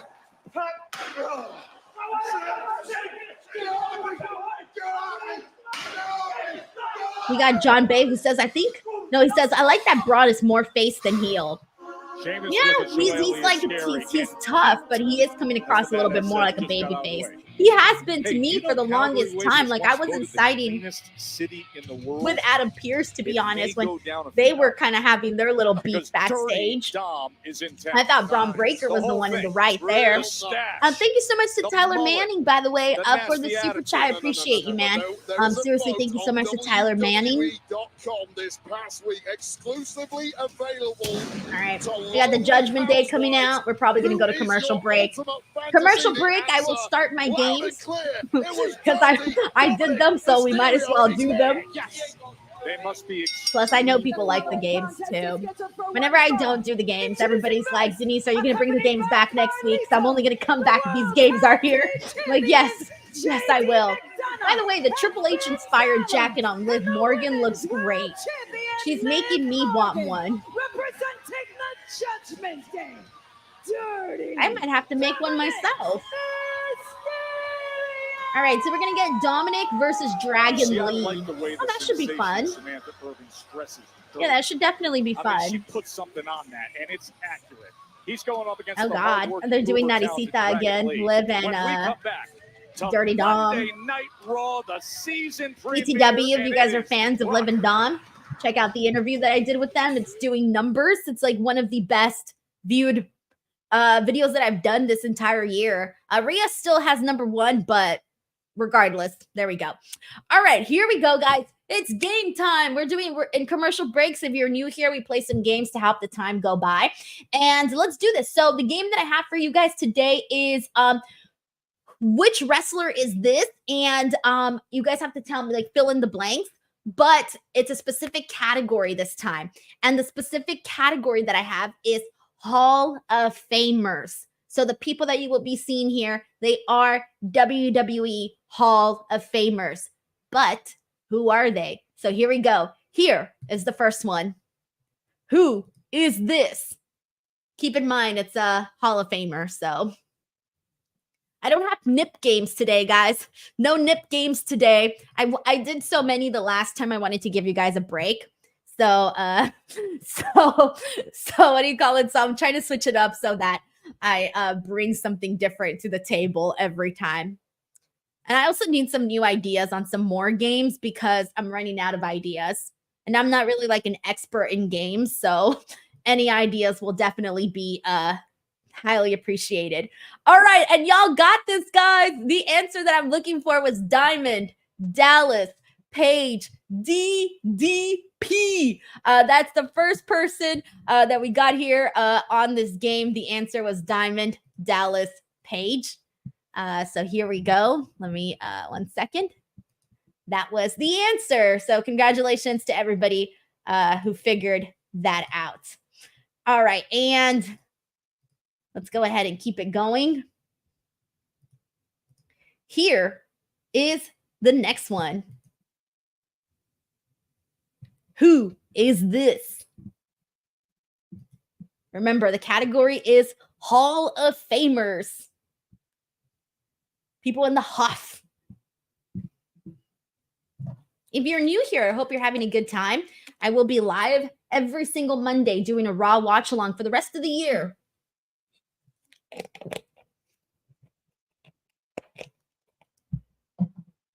All right, here we go. And people got the answer already. What is up? Damn, you guys are good at this.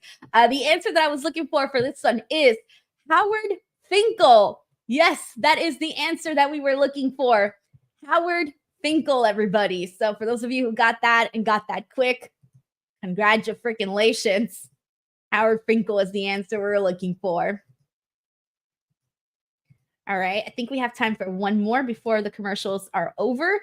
So who is this?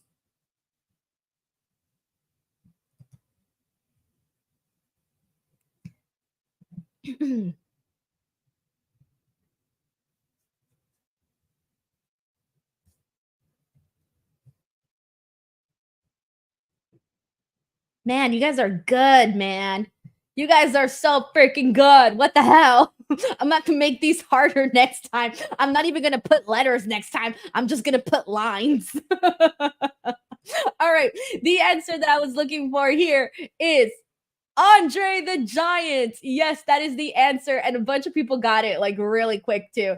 We had Sean here. We had Dan Jackson. We had Dre. We had Andrew Tam, Janica, Carlos V, John Taylor, Andrea Price, Nick Blues, Brandon here, Adam, Terrence, Luis, Arnold, Sven, Peter, Tiger, Brandon, Adam, Bonkers, Raphael, Chris, and Corey, Bryn. Good job. All right. We are back on Raw, so I will put this on a pause. All right. We'll finish out the rest when we come back to another commercial. Spectacular night here. Leo Poroy says the MVP of The Princess Bride. Oh, I love that movie. I haven't seen it in a while, but I love that movie. Oh, I hate seeing Dominik's eye. Sorry, I keep mentioning that every time, but it looks so bad. It really bothers me. Like, I don't like to see people like touch their eyes. I don't like to see anything that has to do with your eyes. It just really, that's the thing that gets me. Oh no! Arnold Nicholson says 49ers lead 13-7. Ooh. Oh no. Hopefully that changes soon. Yeah, Sven Big says pink eye is bad. Ilja Dragunov after the third competitor, Dunne was chased off by Damian Priest, but we really saw a different side of Dragon Lee last week. It wasn't so much about the high flying, it was about the fact that this guy can brawl. This guy has that dog in him. when he really needs to. And Dominik Mysterio needs to be careful here tonight. You know, I'm glad you brought that up because both of us talked about it after. Ilja Poroi says Dom should ask his dad for the eye patch. Bro. Yeah, I still remember the eye for an eye match. That was wild, man. I still can't believe that happened. Like, I would never thought we would see an eye for an eye match. As to where Dragon Lee is now in his development, we both walked away incredibly impressed. Yeah, and you've got to say, Lucy Bale, good point. She says, what happened to Zelina Vega? She was backstage. She was. Is she not out there? I only see the dude. Ooh, that is weird. I don't know why she's not out there. She was back there backstage. I know this because I was specifically looking at her hair for whatever reason. It just looked very flawless. That had caught my attention. With Rey Mysterio. Carlos V says, as a Dolphins fan, go Niners. Dragon Lee up top. He catches a big. Guys, I gotta root for the Jets. Y'all know how it is. Immediately hooks the leg into the cover. And even the deadbeat dad must have been impressed with the precision on that drop kick. Take another look as the aerial master Dragon Lee goes skyward, only to catch one in the Tiger Claw Gaming says, oh, that match was so cringe. I wish Seth plucked my eyeballs out instead. Midair. I don't remember the actual matchup. I just remember it being like so weird. Oh, I do remember him like trying to stab Ray's eyes into the steel steps. That's like the only part I remember from that match was that we would see the steel steps and we would see his eye. And it was like him trying to shove his eye into the steel steps. That's literally all I can remember from that match. Oh, we're getting are we going to picture in picture? Or are they just doing like a mini little ad? Okay. Damn. All right, let me make sure this is not a mini little ad. Or are we actually going picture in picture? I hate picture in picture because it's like no one ever pays attention to picture in picture. Dan Jackson says Jets losing is you less likely having to name your first kid Aaron. What's worse is I've already heard it so many times. I'm getting used to it. All right. We are in a picture-in-picture commercial break, so let's go ahead and continue the games. Here we go. Remember, guys, Hall of Famers. So who is this? All right. The category is Hall of Famers, but who is it? I thought these would be a little harder, so maybe these will be challenging for some of you. And if you're new here and you haven't subscribed, please do so. Officially surpassed 173,000 subscribers. I'm trying to get to 200K by the end of the year, but it's looking like a big time challenge. But we'll see. All right, so let's see. I'm waiting for the answers. Okay, the answers have come in. I'm seeing people with it. The answer we were looking for here is Hacksaw Jim Duggan. All right. We got Leo Poroi here. We got Zachary. We got Leo Poroi. We got Zachary. Joshua put the little arrows going up. Tiger Claw. Ho! Raphael Smith, Bonkers LFC, Arnold, Brandon, Sven Big, Peter, Terrence, Sven, Adam, let's see, Chris Robinson, Jay, Brandon, Patricia. Good job, guys. That was Hacksaw Jim Duggan. That's what we were looking for here. All right, here's the easy. Oh, wait.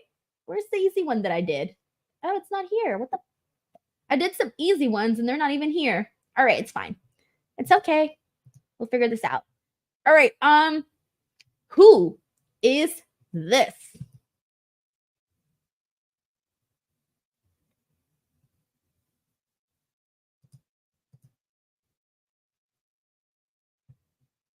All right. I'll wait for someone to figure it out.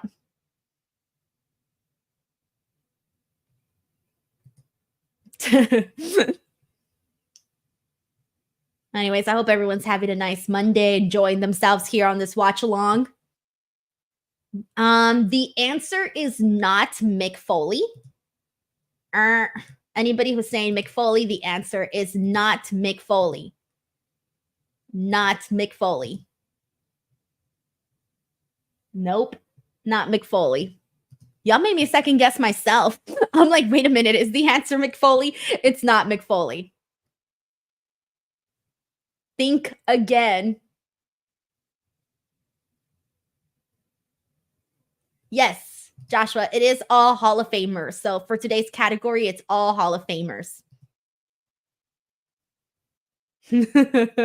Patrick Gallagher says Kirk Angley. No, someone got the answer. Someone got the answer. Congratulations, John Taylor.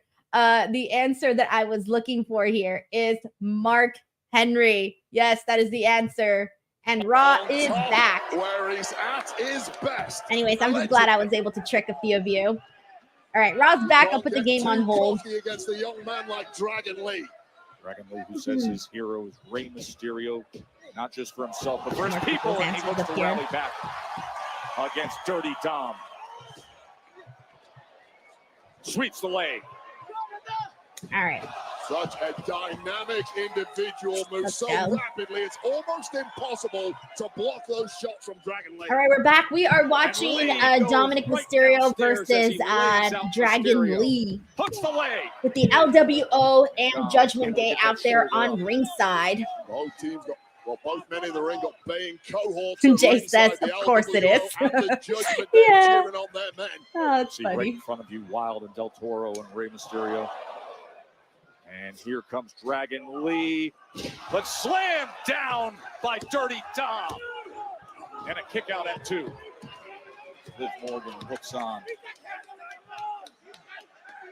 Dominik Mysterio looking to prove a thing or two to deadbeat Dad. Oh, I just realized that Rey Mysterio's mask is inspired by, I'm not a superhero person, but I think it's inspired by one of those superheroes, the one with the question marks. Sorry, guys, I don't know anything about superheroes. To his diminutive size, but man, that deadlift powerbomb, I'm not highly thinking of that. impressive against a bigger opponent in Dom Mysterio, who is now rocked. Oh no, never mind. I was thinking of the Riddler, but the Riddler's in green. I was just thinking like question marks. Never mind. I don't know what his gear's inspired by. Watch out for the double stomp. Lee up top. There it is. Woo. All of that weight crashing down on the neck, shoulders, and chest of Dominik Mysterio. A little slow to get to the cover. Oh, and J.D. McDonough. JD McDonough, of course, putting Dominik's leg on the bottom rope. Rey Mysterio just punched JD McDonough. Balor comes over. Wild and Del Toro engaging with Judgment Day. Judgment Day versus LWO. Nice. Joaquin Wild from up top. Referee losing his mind, trying to maintain some semblance of control. Oh, it looks like they're all going to be kicked out of ringside. Oh, but there's Liv Morgan. Just like she did to Okay, but like Melissa said, where is Zelina? 619. Zelina could have made sure that Liv Morgan did not get involved. Frog splash for the win. That's it.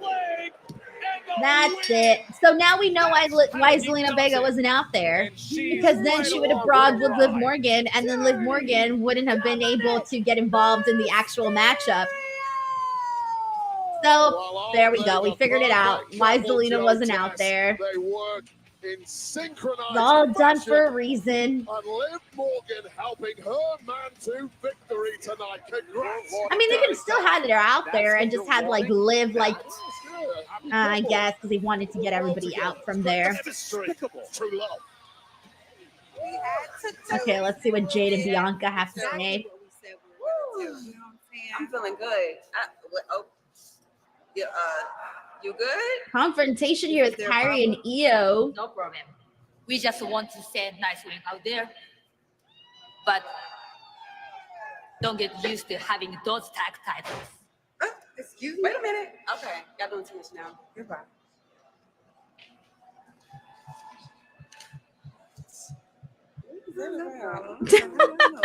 Wait a minute. Bianca just cleaned the belts with her braid. She literally dusted the belts with her braid. I don't think I've ever seen her do that before. Oh, here comes the PFC, the Pure Fusion Collective.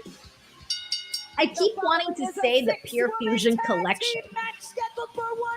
I keep forgetting that it's collective. Zoe Stark, Pure Fusion Collective, not connection. Fusion Collective! It's a good showdown that we are set for in moments as Pure Fusion Collective. I do like the gear. The gear looks great. The matching gear in black and white looks phenomenal. Here as Monday Night Raw has made its way to Calgary tonight. We're at the Scotiabank Saddle Dome, and this is, of course, one of the great arenas in the NHL. This is the arena where one of the great players in the NHL in a recent generation played, Johnny Gaudreau. He was the star for nearly a decade in this town. On August 29th, Johnny and his brother Matthew were tragically killed by a driver who is now facing charges of reckless driving. And Johnny was beloved, a sports hero here. Everywhere you look, you will see that number 13 jersey around town. Oh, I didn't Today, know that. Johnny and his brother were laid to rest on a day when this Aw. community continues to remember him. How sad. Jackie Redmond has more. Tess, thank you. I'm Oh, outside the wow. Saddle Dome where a very large display of Wow. love to honor the memory of Johnny and Matthew Gaudreau continues to grow. As fans arrive here tonight, they walked by dozens of number 13 jerseys, love letters from fans, and even some of Johnny's favorite snacks. Aw. Johnny Hockey, as we lovingly refer to him in the hockey world, Wow. spent the better part of a decade electrifying hockey fans in this very arena. And he was a special type of player, the type of player that got people out of their seats and onto their feet the second the puck was on his stick. I mean, he was magical to watch and a pleasure to interview. The WWE would like to send its deepest condolences to Johnny's wife, Meredith, Matthew's wife, Madeline, and the whole Gaudreau family as they continue to navigate this unimaginable tragedy. Wow. It is with profound sadness that we join the entire sports world in both mourning and celebrating the lives of John and Matthew Gaudreau.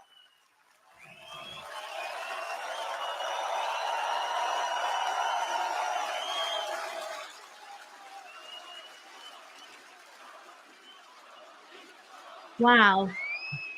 That was beautifully done. But damn, that's sad. I didn't know about that. So I was just learning about this information here. I'll probably have to read up more about it after Raw. Because I had seen something about it, but I don't think I read what had actually happened. So I was out of the loop on that. But oh my God. Sorry, I'm reading some of your guys' comments on here. Wow. Oh, that's terrible. So Scott George says his wife is pregnant with their third child. Oh my God. But yeah, that was the visual of all of the fans like leaving the jersey and the flowers and everything that they were showing there at the arena was like very nice to see. But wow, that was really, really sad. Really, really sad. All right, I'm gonna see what else everybody's saying here. Oh, Carlos V says, also sad considering that their sister was supposed to get married the next day. Oh my God.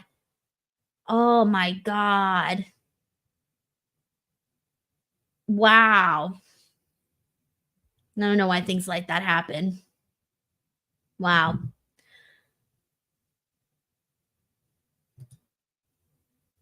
Arnold Nicholson Jr. says, nice move by WWE for Johnny Hockey. Yeah, that was very nice. That was very, very nice. Like, even if you don't know about any of this stuff, obviously you're going to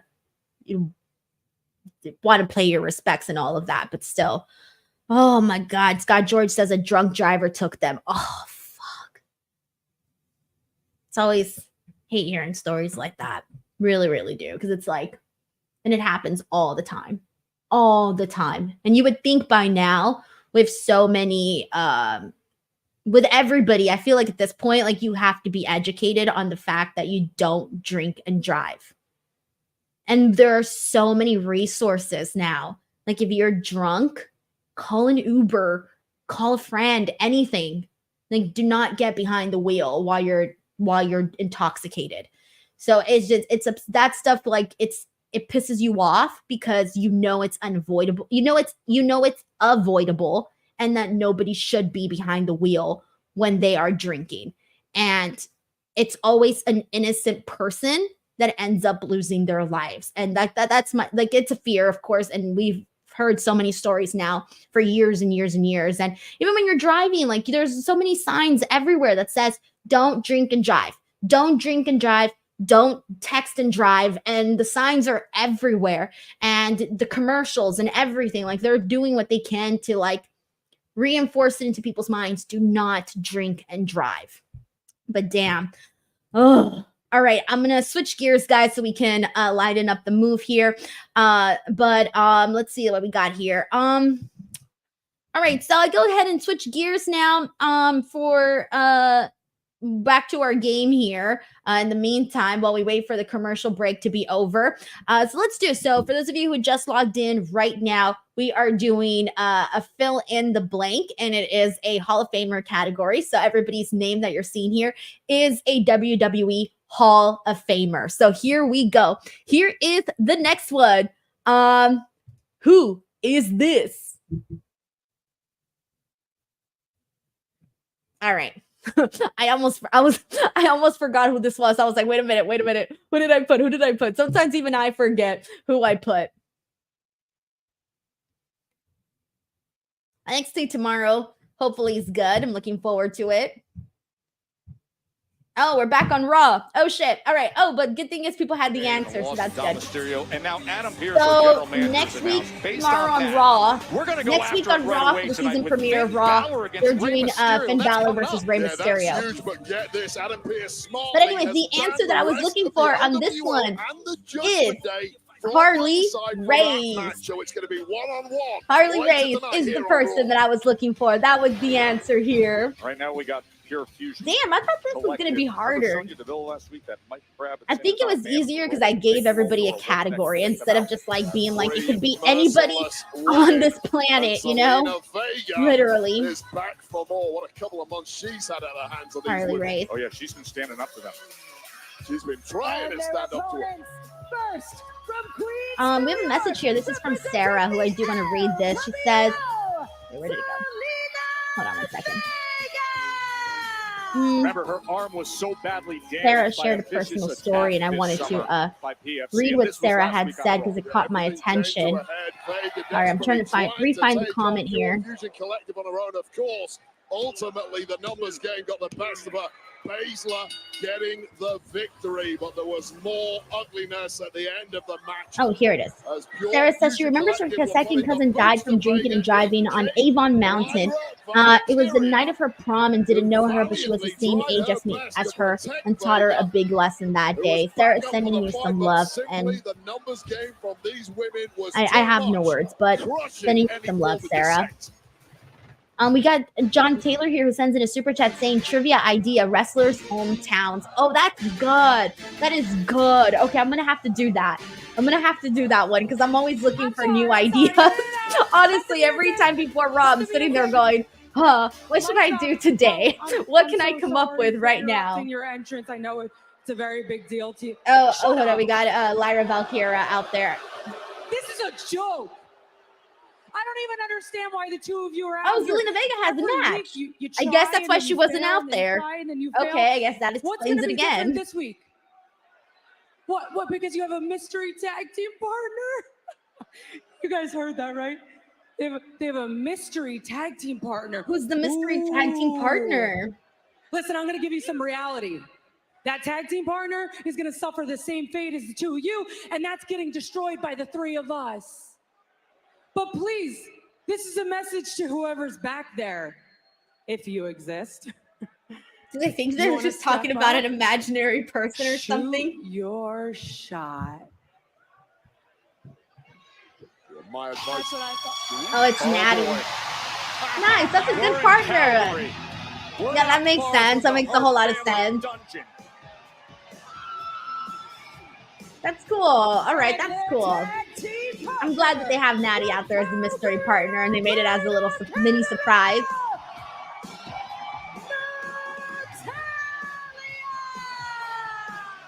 The Queen of Calgary herself. Who else but Natalya? Oh, that's cute. Graduates from the famous Hart family dungeon. training under the legendary Stu Hart, a woman who has done everything here in WWE, a true veteran, a leader of the locker room. And if anyone is going to stand up to the bullies of the Pure Fusion Collective, right here in Calgary, it's this. I don't know how they keep. I keep wanting to say Pure Fusion Collection. Holy shit, it's killing me. On the active roster. Pure Fusion Confusion. Pure Fusion Confusion. For this match, Pure Fusion Collective. God, I can't remember that to save my life. All right, Natalia, Lyra, and Zelina. 3-on-3. Going down the rope is Sonya Deville, and now tagging in Shayna Baszler as the legal member, who comes with a big kick on the apron. Boot the shoulder off Zelina Vega. Once again, those attacks aimed at the arm of Vega. Ooh, ouch. Oh, and she's so much bigger than Zelina. So her doing that crossbody on her, like, that looks painful. She's like, Zelina is so tiny. All right, we're in a commercial break again. All right, let's do this. Let's go back to our game here. Once again, for those of you who just tuned in, the category is Hall of Famers. All right, so here we go. Who is this? I don't have that many, by the way. We're almost done. We only have 3 more after this, actually. I had more, but for some reason they like deleted or something. I don't even know why. James Arlington says, to be fair, it's an odd name. Yeah, I agree. Keeps throwing me off. Thank you so much for the kind comment to Alvis Perez. I always appreciate the kind comments on here.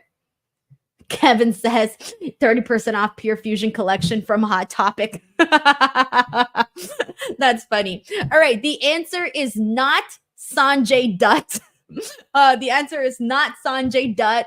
It's not Simon Dean. So not Sanjay Dutt, not Simon Dean. Oh, you guys are stuck on this one. Yes. No, someone got it. All right, we got someone got it. Peter Storch. Yes, the answer that I was looking for was Snoop Dogg. I was hoping that it would throw you guys off. It seems like it did, because this one did. The answer did take a while for people to arrive. But yes, the answer we're looking for here is Snoop Dogg. All right, we got 3 more, so I'll just do the last ones. Here is the next one. Who is this? Wait, actually. Oh, I didn't get the picture. Oh my gosh. Hold on. Where is this? I didn't get the picture. Hold on. Who is this supposed to be? Oh my gosh. I forgot who this is. I think this is incorrect. Hold on. Hold on. I'm trying to remember who this is supposed to be. Even I forgot. All right. You know what? I'm going to have to come back to this one, because even I forgot this one. Why don't I have the picture for this person? I think this one's a mistake. Yeah, this one's a mistake. Hold on. We're going to have to come back to that one. That was not supposed to be. That was not supposed to be. Hold on. That was incorrect. Sorry, guys. Botch. What the fudge? Okay, I do know this one. All right. Do this one instead. All right. Who is this? Yes, Denise screwed Denise. I think I forgot to take out 2 words on the top for the last one. And because it was supposed to be somebody totally different. But yeah, this one's fine. This one I do know. Okay. All right. Someone got this one already. All right. Carlos V. Dude, you're great, man. Can you figure out for the original one? All right. This one was Bull Nakano, by the way. And yeah, Bull Nakano was the correct answer for this one in particular. But for some reason, I forgot to get her picture, so I didn't put the picture up here. Oh, shit. This is bothering me, though. Who was the last person supposed to be? All right. I'll figure it out right now. Let me put the volume back on because Raw is back. She has been in trouble against PFC. It's not going well at all. And let's face it, there's no point in having tag team partners, especially someone like Natalia, if you can't even make it over to your own corner and make a I think the tag. last one was a Zelina mistake. Vega has been getting stomped on from the word go in this matchup. All right. Stark with a snap suplex against Vega. Well, here's the whole point of this trio coming together, Vega et al. It's the fact that they No, I need know to what team happened with up the last against one, the guys. group The like last your one was Fusion supposed to Collective be have made it very clear. Paul Their Bearer, aim is to injure but every single woman I in the fixed the locker bottom room part, till but I they're forgot to non-black, fix the one top by name. one. So I was supposed to Isolate eliminate some the lines, and I didn't Strength eliminate them because I Baszler. was doing the bottom Vega part. able to counter and So that's what slam happened. So I'm like, Baszler wait a minute, this doesn't right into look the right. side of the ring. And I would remember who I did, and I'm like, I don't remember anybody with all those letters. So I was supposed to have 4 letters on the top and then Bearer in the bottom, but I forgot to edit the top part. That's what happened. Next time, next time. This place coming unglued. Big right hand from Natty. All right. Natty's just in there right now. Now she's handling her business, Fearless veteran getting is Zoe with a competing bunch of against punches. Every major star you've seen over the past 20 years and still getting better. Ooh. Steps right over her. Basement drop kick. Place is losing its mind.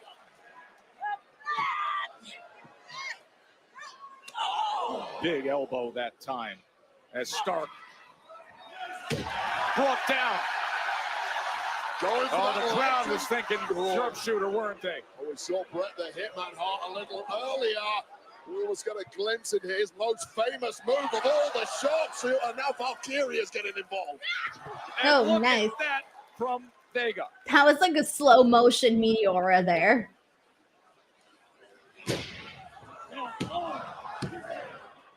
Counters it. Take two. They want it. They want it. The Hitman's in the house. His niece is trying to lock it in. Oh, are we gonna get? Oh, we're gonna get a triple sharpshooter. Sharpshooter. A triple whammy. A sharpshooter for Natalia at home in Calgary. Isn't that just Oh, man. so right? Winners by submission, the team of Lyra, Valkyria, Natty, Lyra, and Zelina get the win. Well, in the sight of one of the greatest nights in Canadian wrestling history, in your house, Canadian. That was fine. That was really just to get Natty a moment, and obviously her coming back and getting this moment in Calgary. All good stuff, all around the board. Victory for her team against your Fusion Collective with which move, of course, the legendary sharpshooter. Shout out to Bret the Hitman Hart. As if the Saddle Dome wasn't loud enough, and then they see that right there. Hey, how about what we saw last week? We witnessed one of the most vicious attacks in some time. Joseph Vittori so CM far has Punk, been he thought he fine, was by the moving way. along from Drew He's been McIntyre. fine. Drew did not allow I know a lot of for people it, and didn't. now I think here some people he on is. Twitter were saying last He week that they told didn't like CBB him. on the He's been podcast fine. this week That bracelet was, quote, among the top prizes in the industry. Well, now it's shredded. It's no longer. Oh, How God. does he explain himself? We hear from Drew. Drew next. McIntyre just nodded at Tozawa, Otis, and Maxine. All right, let me see if I got this last one here. Hold on. I have one more. Okay, I do know this one. All right, here we go. This is the last one, guys. I did more, but for whatever reason, they're not in this file. So I don't know what I did. I must have deleted some of these by accident, but here's the last one. Hall of Famer, who is this? John Taylor says, I think Tess as well all know him as he's doing a great job. That's so funny. It's too funny. Now I'm going to forever think of him as Tess. Well, I guess that's apparently what everybody else in the sports world called him, so that makes sense. Alrighty, I am waiting here for... Oh, actually, someone already got the answer. Y'all are good, man. The answer that I was looking for here was Dusty Rhodes. Dusty Rhodes, everybody. Yep, that was the answer. Good job to everybody. Dusty Rhodes was the answer. And here we go, just to Finish that all off. That was Dusty Rhodes. Yeah, I did some other ones, but they didn't even appear on here. It's so weird. I have the picture, but I don't have the actual graphic. I don't know what the hell happened. I botched all of this. All right, but in the meantime, we'll go ahead and switch gears and we'll get into my other game that I was playing last time that I never got to finish. So last time what I did was I showed lyrics on the screen. I just took out like little pieces of certain songs and you guys have to tell me which wrestler this theme song belongs to based off of the lyrics. So here we go. Let's do this. Who is this? Y'all can read this.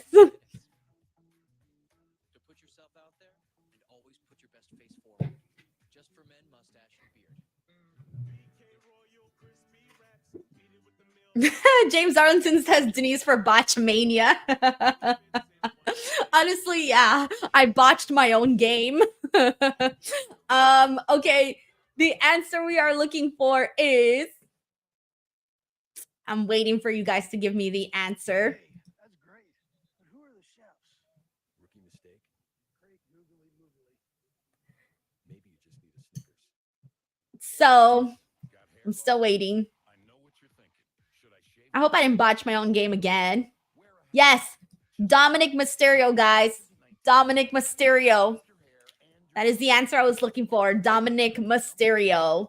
All right, here's the next one. This one's easy. Yeah, this one's easy. At least I think it's easy.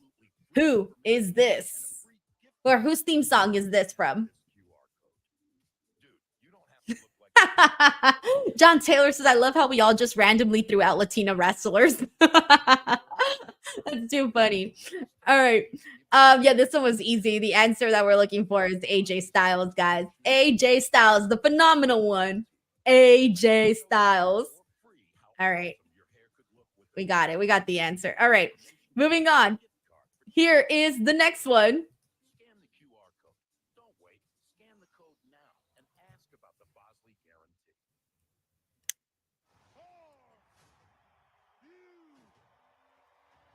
I'll just wait here. I think this is also a really easy one. I feel like everyone here should know this one. Yup, and yes, y'all do. The answer we were looking for is Cody Rhodes. Cody Rhodes is the answer we were looking for. Cody Rhodes. Everyone's got it. Good job.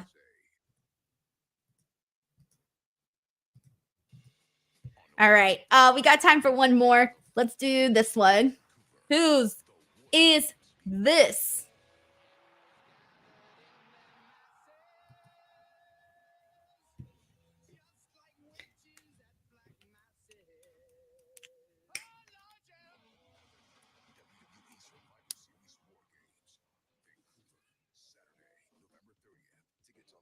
No one's gotten the answer just yet. I'm still waiting.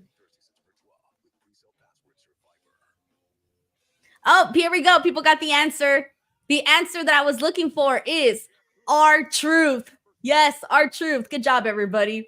R-Truth is the answer.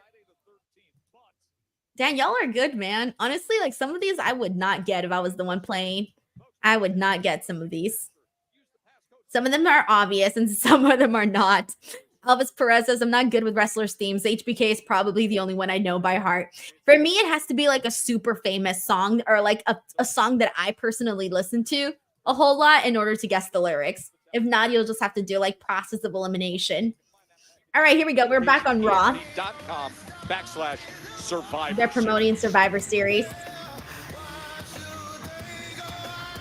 Sven Big says, all I know is Orton's old theme.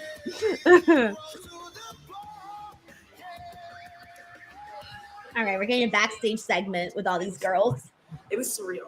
This was just such a long time coming. I just feel like, oh my goodness. Oh, yay. We're getting a Natty Brett moment. So much. Thank you. Okay, listen, this is Hart Country, and I know we kind of dominated. This is a Natty moment. This is not a Brett moment. This is a Natty moment. That's sweet. Oh, they felt like they cut that really short. Brett with his niece coming off the win. That was cute, though. He just gave her a hug and said it was a Natty moment. But now we're on to Drew McIntyre. I agree with this, by the way. Tony Featherlump says most of today's themes are horrible. I agree. There's just some that are not very memorable. That's all it is. You need memorable songs. Like there's only like a few people, and it's mainly the top stars that have like good songs. Like everybody loves Roman's song, Cody's song, Sammy's song. Drew's song is fine. I don't know if people download Drew McIntyre's song and listen to it, but people at least recognize it when he comes out. I was wondering why Drew was looking at that fan, and I just realized that the fan had the tape with the X's like Punk. But it's actually what played out. That's funny. On a small screen here last week that he has to answer for. Wait, you tried. Yeah, I think I would be a lot better at older themes as well. Yeah, I feel you. I used to live for wrestling theme songs. Obviously, it's been quite. Actually, I do have my Spotify playlist. I think it's called Wrestling Theme Songs I Like. And there's a dwindling number of people who do so. Hold on, let me see if I But last week have my was about playlist. lashing out. Drew lost the strap match between him and CM Punk at Bash. Oh yeah. I literally called it Denise's favorite wrestling theme songs. All right, if you guys want to add my playlist and see what I add into my favorite wrestling theme songs, I haven't updated it in a long time though. It's literally been forever since I updated it. But this is my my playlist. It's called Denise's favorite wrestling theme songs. I think it's public. I don't know. You can probably find it on Spotify. I made it like as a playlist just for myself, but I think on Spotify, if you make a playlist, like anybody can find it, I think. But you guys can see which songs I added to my playlist. But this was such a long time ago, I haven't even updated it. David Capelin here says, I loved her interview with Michin. She has a great personality. I hope she's getting more of a push. I think she has the whole package. Thanks. Well, thank you so much. Yeah, that interview was pretty popular, honestly. I think people really want to root for Michin and they want to see her get these cool opportunities. Her video where she's the clip that I posted where she's talking about her street fight with Jada Parker, it got some pretty nice numbers. Like her stuff's doing good. Honestly, I think she outdid. I think her video got more views than both Carmelo Hayes and Baron Corbin. I think that was my most viewed video from that little those little videos that I posted from the first day of Fashion Berlin press media day. So thank you so much to David for watching that.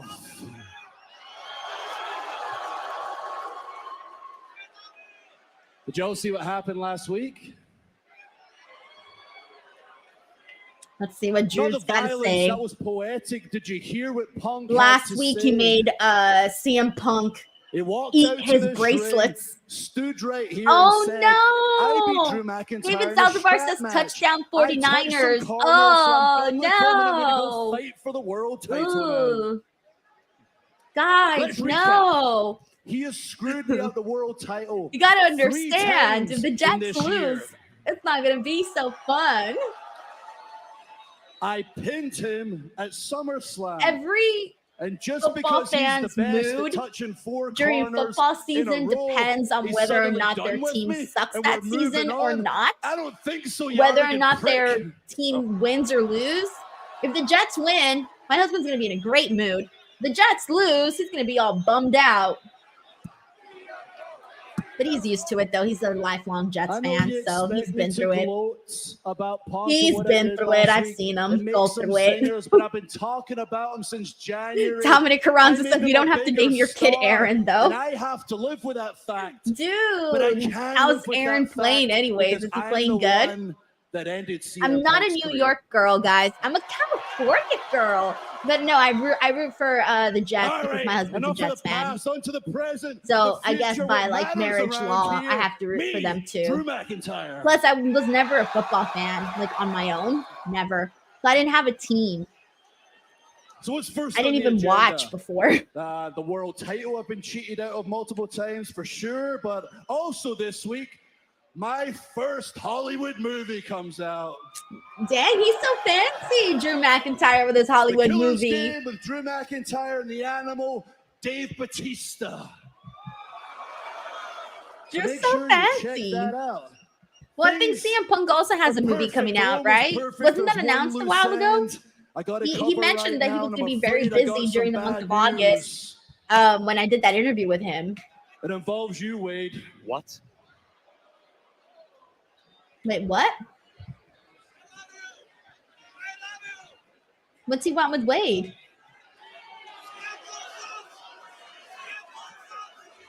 Then Big says his ex-wife was a vegetarian and he can eat meat now. Friends left in this world, never mind this company.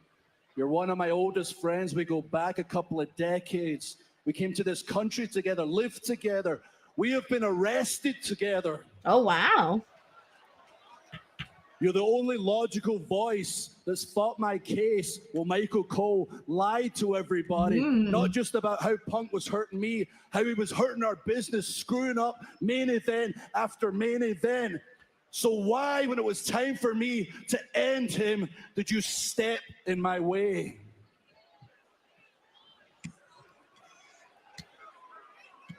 Well, Wade's not saying anything. I'm not angry with you, buddy. Wade, defend yourself. I'm just Don't disappointed. let this man talk all over you. Defend yourself. Oh, he gave him the good old-fashioned, I'm disappointed in you. There's nothing worse than someone telling you that. I'm not going to be disappointed. I agree with this, by the way. Cyclops is better than Wolverine says. I need to know more about that arrest, though. Yeah, next time I interview Drew or Wade, that's going to be my first question. Wade, you don't. Raw, September 9th, you mentioned being arrested together. What are the details on this? Wade.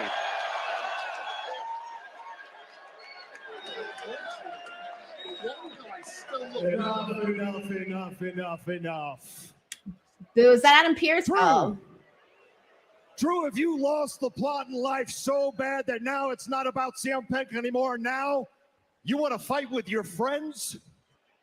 You want to fight with Wade Barrett, the voice of reason, the only one that has been whispering in your ear and keeping your head above water. Now you want to fight with him? I don't believe it. I don't think you want to fight him. I don't think you want to fight him. He don't want to fight you. Let's cut the charade. Tess, Wade, I apologize for the interruption. Oh, he Drew, also if calls you him would join Tess. me in the ring, I have some information you need to hear.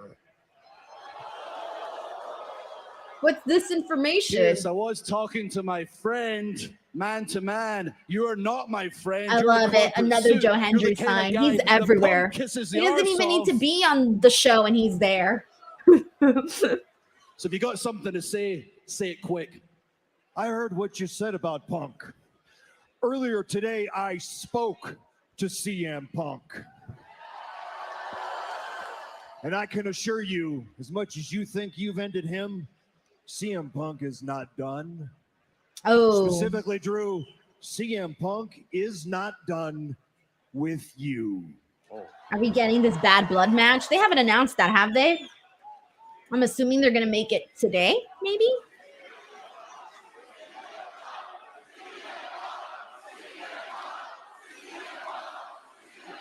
Undisputed Sin says, we believe in Joe Hendry. Yes, we do. I don't believe you. There's not a chance after what I did last week. He wants another piece of me. But let's play hypotheticals right now. Since you're playing games, let's have fun. Who would like to see Drew McIntyre fight CM Punk one more time? Everyone cheers. If that's true, and that is a huge if, you're signing his death certificate. Ooh, Call it what you want, come but on, it make has it a to Hell end. in... Will they make it right After now the that CM scrap Punk's match, not there, Punk though? thought it was over. So did I. So did they. And then last week, what'd you do? You lose your mind. It would and feel went back weird if in they made the fight. match And without the fight CM has Punk to being end. there. And it ends at Bad Blood. Oh, okay, so we are Yeah, getting the it's match gonna in be Bad CM Blood. Punk and Drew McIntyre at Bad Blood one more time. Okay. And Drew, I can assure you of this. When it's over, and it will be over, I'm going to find peace. You want to know why I'm going to find peace? I'm going to find peace because I'll know in my heart that it will be over. And it's going to be over because October Atlanta, Georgia. Hell in a Cell? Bad Blood. It will be CM Punk. It will be Drew McIntyre. It will be Hell. There it is. There it is. There it is. Hell in a Cell, CM Punk, Drew McIntyre, Bad Blood. And guys, Jamal Nyers, the reporter who asked CM Punk about that question, has now been redeemed. Jamal Nyers has been redeemed. Shout out to Jamal. He's actually a really nice guy, and I've met him twice now. He asked CM Punk about the Hell in a Cell match being a potential matchup with him and Drew, and CM Punk told him to go take his fantasy booking bullshit somewhere else. Jamal Nyers has been redeemed.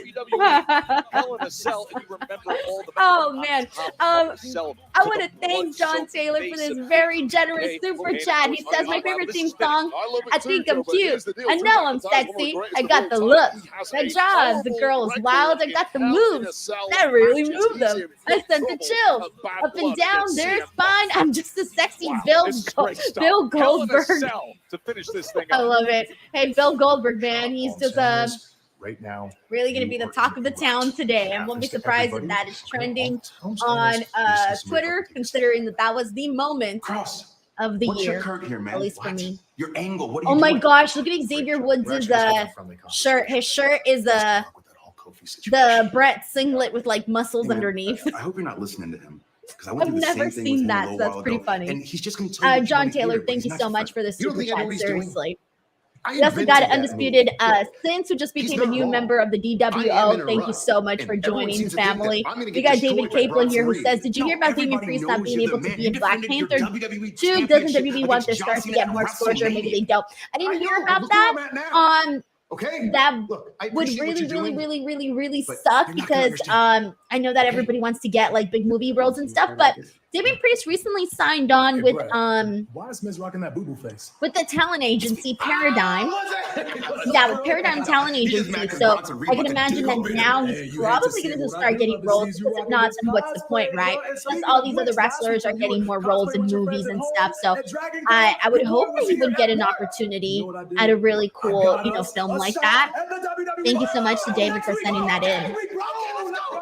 I thought last time we talked we were going after singles championships, but tag team championships, that's more money in the winner's purse. Let's do this. That's so funny. We get to walk into our 10th anniversary this November. I'm gonna have to post that clip of Jamal Nyers asking Punk that question. He's been redeemed. Give it up. He's serving out dinner. That's why his arms are like this. He got plates. About 10 years of the New Day. Wow, 10 years of the New Day. I didn't even realize that. Ray Damn. was here tonight to support his young LWO prodigy. Dragunov. All right, we got Rey Mysterio out here. Rey Mysterio. Introducing first, representing the LWO from San Diego, California, weighing in at 175 pounds, WWE Hall of Famer. Why does Rey Mysterio look so funny with the hat and the mask? That's too funny. And things got a little silly in the midst of Dirty Dom versus Lee. Finn Balor had to open his mouth and throw fists. So now the master of the 619 and Finn Balor. When we return to the Finn versus Rey Mysterio should be pretty fun. This match should be pretty good. On USA. All right, but it looks like we're going to commercial break.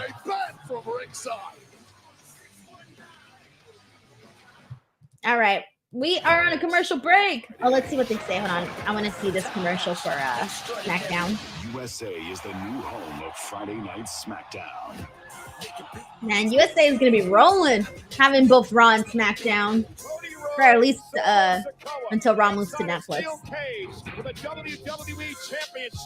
It all goes down on the premiere of Friday Night SmackDown on USA. Friday, 8/7 Central. Making big moves. Oh man, I thought they were gonna say something else. All right, nothing too important. We already knew all of that. And Dominik Mysterio, thank you so much for coming back. You don't have to apologize for stepping away. All right, let's continue playing this game here. I got a couple more theme songs. I have 7 more, so let's do this. Here we go. Whose theme song is this?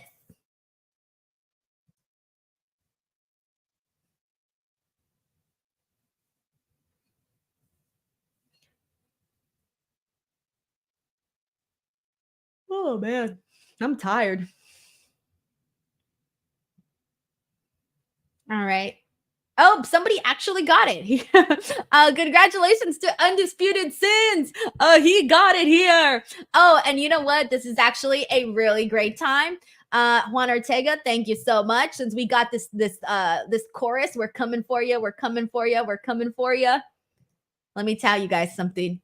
If you're coming, it's because you got Blue Chew promo code Denise. Are you jobbing now in bed? Do you have dreams of main eventing in the sack? Well, have no fear. Blue Chew is here to help you become the champ. Soon you'll make your babyface comeback and get the finish. Blue Chew is the place to go for chewable versions of sildenafil, tadalafil, vardenafil. These ingredients help men achieve stronger, harder, and longer lasting erections for sexual activity. Woo! The chewable tablets help fight off all forms of ED, which can include performance anxiety and maintaining an erection long enough for sex. A Blue Chew subscription includes a free online consultation, 24/7 medical support, a prescription for chewable, sildenafil, tadalafil, vardenafil, if approved, and discreet delivery straight to your door every month, all from the comfort of your own home at affordable prices. No more in-person doctor visits, no more waiting for appointments, and best of all, no more awkwardness. So what are you waiting for? Head on over to the description box of this video and click on the link and make sure to use the promo code Denise. All right, we got John Taylor here who says, we're coming for Chew. Blue Chew, let's go. Shout out to Blue Chew, BTW, for having my back and sponsoring these videos. I got you, Blue Chew. I got you. All right. Daniel Molinik says, Denise, you keep making me laugh with these Blue Chew ads. I'm going to play one tomorrow on the NXT post show, and I don't know if Chinadu is ready for it. The first time I played the Blue Chew ad for Chinadu, he lost it. Like, I lost him for like 20 minutes. Like, he would not stop laughing. I could not get him back on the show. Like, he lost it. And I haven't played the ad since, and it has to play tomorrow. So we'll see if Chinadu can handle it. All right, we are back on Monday Night Raw. On the latest WWE playset from Mattel, Knuckle Crunchers Mini Mayhem. You can recreate all the bone-crunching action from WrestleMania inside the rebound ring. 4 Knuckle Cruncher figures. You got What are Cena, Knuckle Crunchers? Roman Reigns, Seth freaking Rollins, the American Nightmare, Cody Rhodes. Costco.com? What are they? Fly into the ring with launching Oh, rings they're set like for take little, the they match look like little outside with micro 10 battle brawlers. accessories. Check it out now, only at Costco. I didn't even know they sold toys at John Wade Costco. back They here sell in toys at Calgary. Costco? Oh, wait, yeah, they do. Never mind. They even sell like WWE was appliances last year, and TVs and things August like that. 11th of 2023, Yeah, when so that I don't go Rey to Mysterio Costco often, defeated as you can Austin tell. Theory I've for the only United got a States couple. I've Championship probably event gone to Costco right maybe here in like Calgary. less than 10 times in my life. Costco's not my go-to market. I usually go to And his opponent. I go to Ralph's. There's a Ralph's nearby my house. There's a Ralph's. I go to Ralph's. I go to Albert. No, I don't really go to Albertsons anymore. I do go to Vallarta. I go there. I used to go to Food for Less a whole lot, but then I moved, so now I don't go to Food for Less. Disarray we saw at ringside earlier when Dom Mysterio. Yeah. Oh, Sprouts. I go to Sprouts too. I love Sprouts. Oh, Sprouts is awesome. So I would say Sprouts, Vallarta, and Ralph's are probably the 3 markets that I go to, depending on what I need to get, because there's always like something different in each place. So yeah, those are my top 3 markets at the moment. It just depends on where you're living. I used to go to Super 8 Foods a lot back in the day, and then I switched to Food for Less, and then I switched to Ralph's and Sprouts. So I guess every chapter of my life comes with a new supermarket. Bitter, twisted individual of late, and it was all triggered. And Big Sassy goes to the bodega. Dr. J. Merritt says Sprouts is the one I miss from when I lived out west. I love Sprouts. They have, you know what I really like about Sprouts? They have a really great, 2 things that I love. They have a really great probiotic yogurt. By the way, Finn Balor and Rey Mysterio just started. And it's called the Coconut Cult. Really, really great yogurt. And they have really, really good pastries at Sprouts, like the ones that they make there. Ooh, they have some really good cookies. championship everything else. They had some really great bear claws at Sprouts. I really like Sprouts. I also like their little packaged foods that you can use for like lunch and stuff. Anyways, this is not a Sprouts ad. I'm just being honest. Joshua Carter says Tesco's for me. We don't have Tesco's out here in California, but I've seen Tesco's. I don't think I've ever gone to a Tesco in my life, actually. Never been to a Tesco. Nick the Menace says he goes to Key Food every day. I've never been to Key Food, ever. Never been to Key Food. We don't have any out here. They're going to counter with a right hand, and he does. Cyclops says back when men were men, they went to Sam's Club.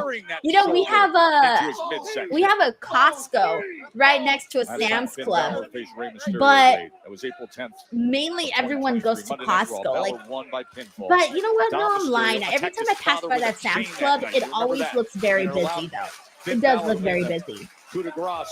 And come up with the victory. Joshua Carter says, surely you had a Tesco meal while you were in England, Denise. No, I did not. I didn't have a Tesco meal. I did have the other place. What was that other place that I went to that everybody was talking to me about? And I ended up going like 2 times. Ray able to get out of that situation.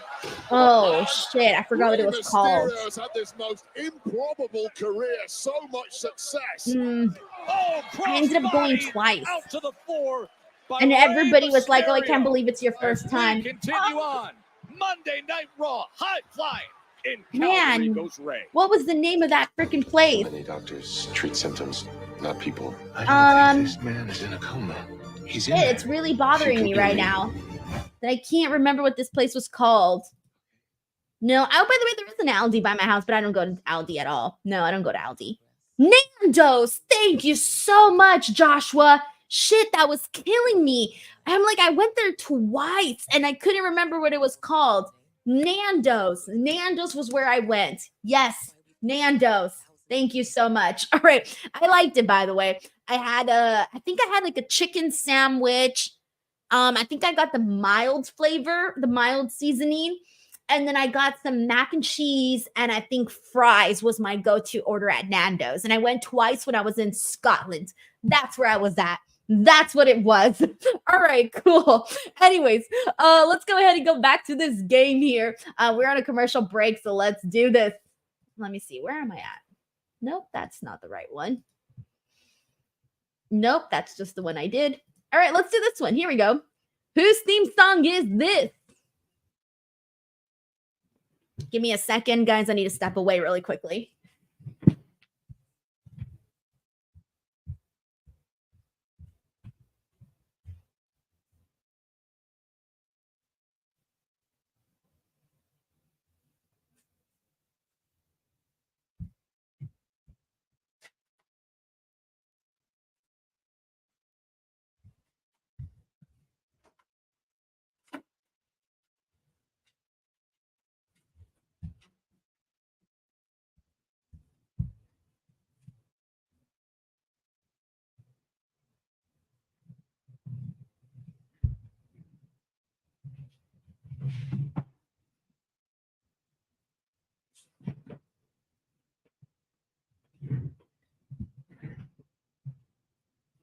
All right, has anybody gotten this one?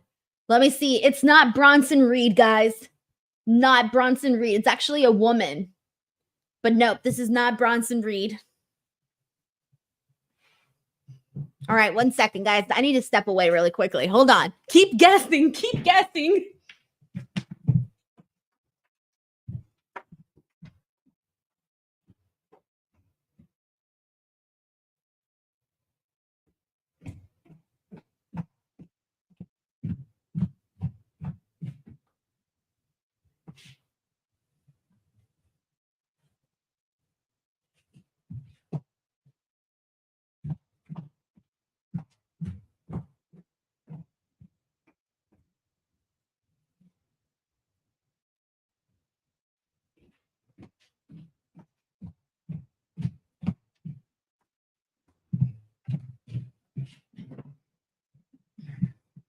All right, apologies for that. Something fell on the floor and I had to clean it up, or else it'd be a bigger mess if I let it sit.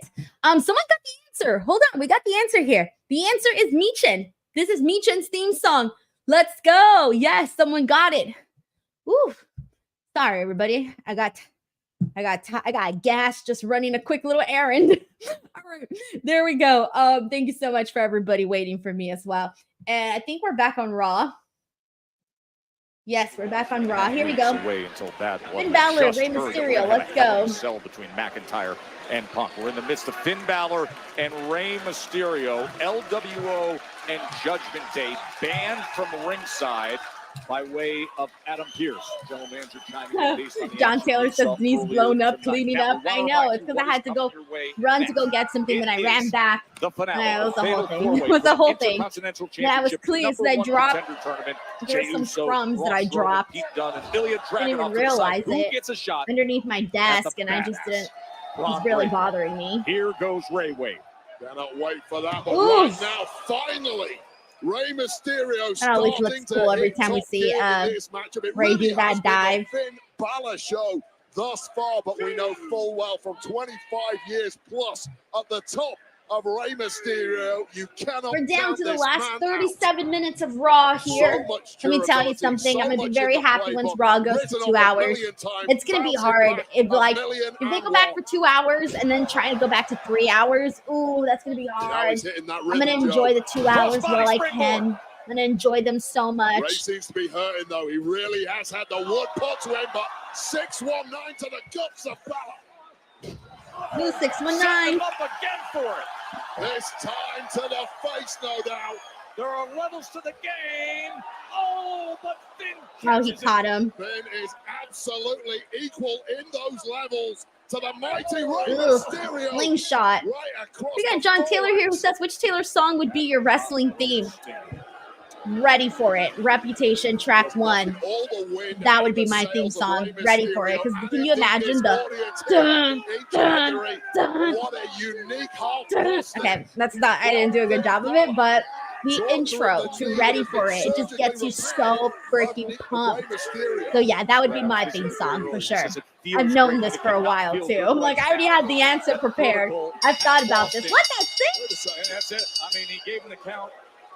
He's not breaking the lock, and he's doing damage to that. Ooh, this is interesting. It wasn't about victory itself for Finn Balor. It was about torturing Rey Mysterio and proving. All right. I don't hate it. With this version, I was expecting like a really great match, but I was wrong. That's fine. Maybe we'll just wait and see it later. Based on what they did to start the night against Damian Right? Priest, what they did when Dirty Dom was in with Dragon Lee, and what we just saw with this match that Adam Pearce ordered, and Finn Balor didn't care. Didn't care about the W, only cares about that. Man, everyone's always beating up Rey Mysterio so much. Judgment Day care about two things. Finn Balor saying, shut up. It was really funny. Because of Finn's accent, things just sound funnier when he says them. Completely laying waste to the Hall of Fame. Patricia says she'd have anti-hero all day. Oh my god, that would be a cool theme song too.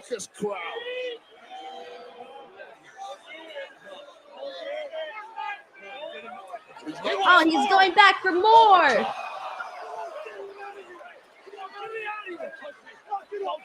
Serious damage. I told you were making a huge mistake. No, get it out. Finn Balor better be careful. He might get himself suspended here.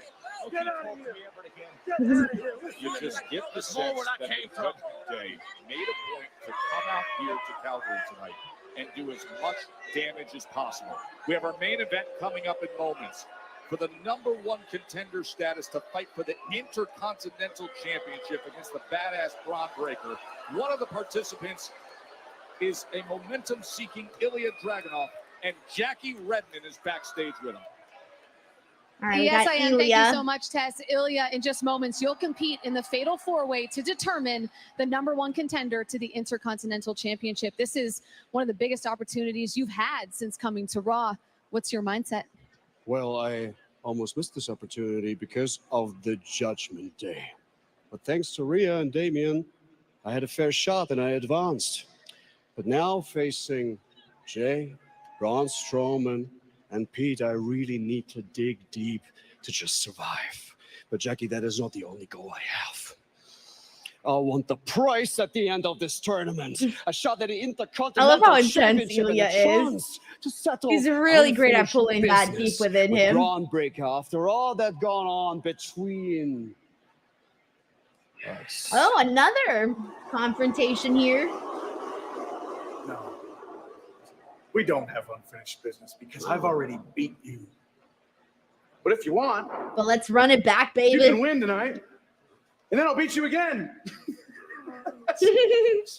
His face. Oh, there's Jay.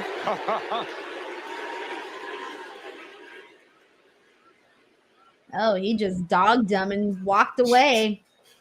Didn't even bother saying a word. Your city. Hey, Oos, please hit my music. Oh yeah, What was that? I don't know what that was all about. That was kind of funny. Views across WWE social platforms. What's he gonna do this week? Here we go.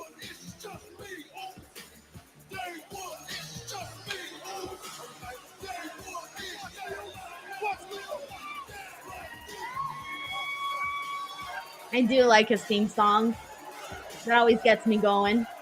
We got a bunch of yeets here. Yeet.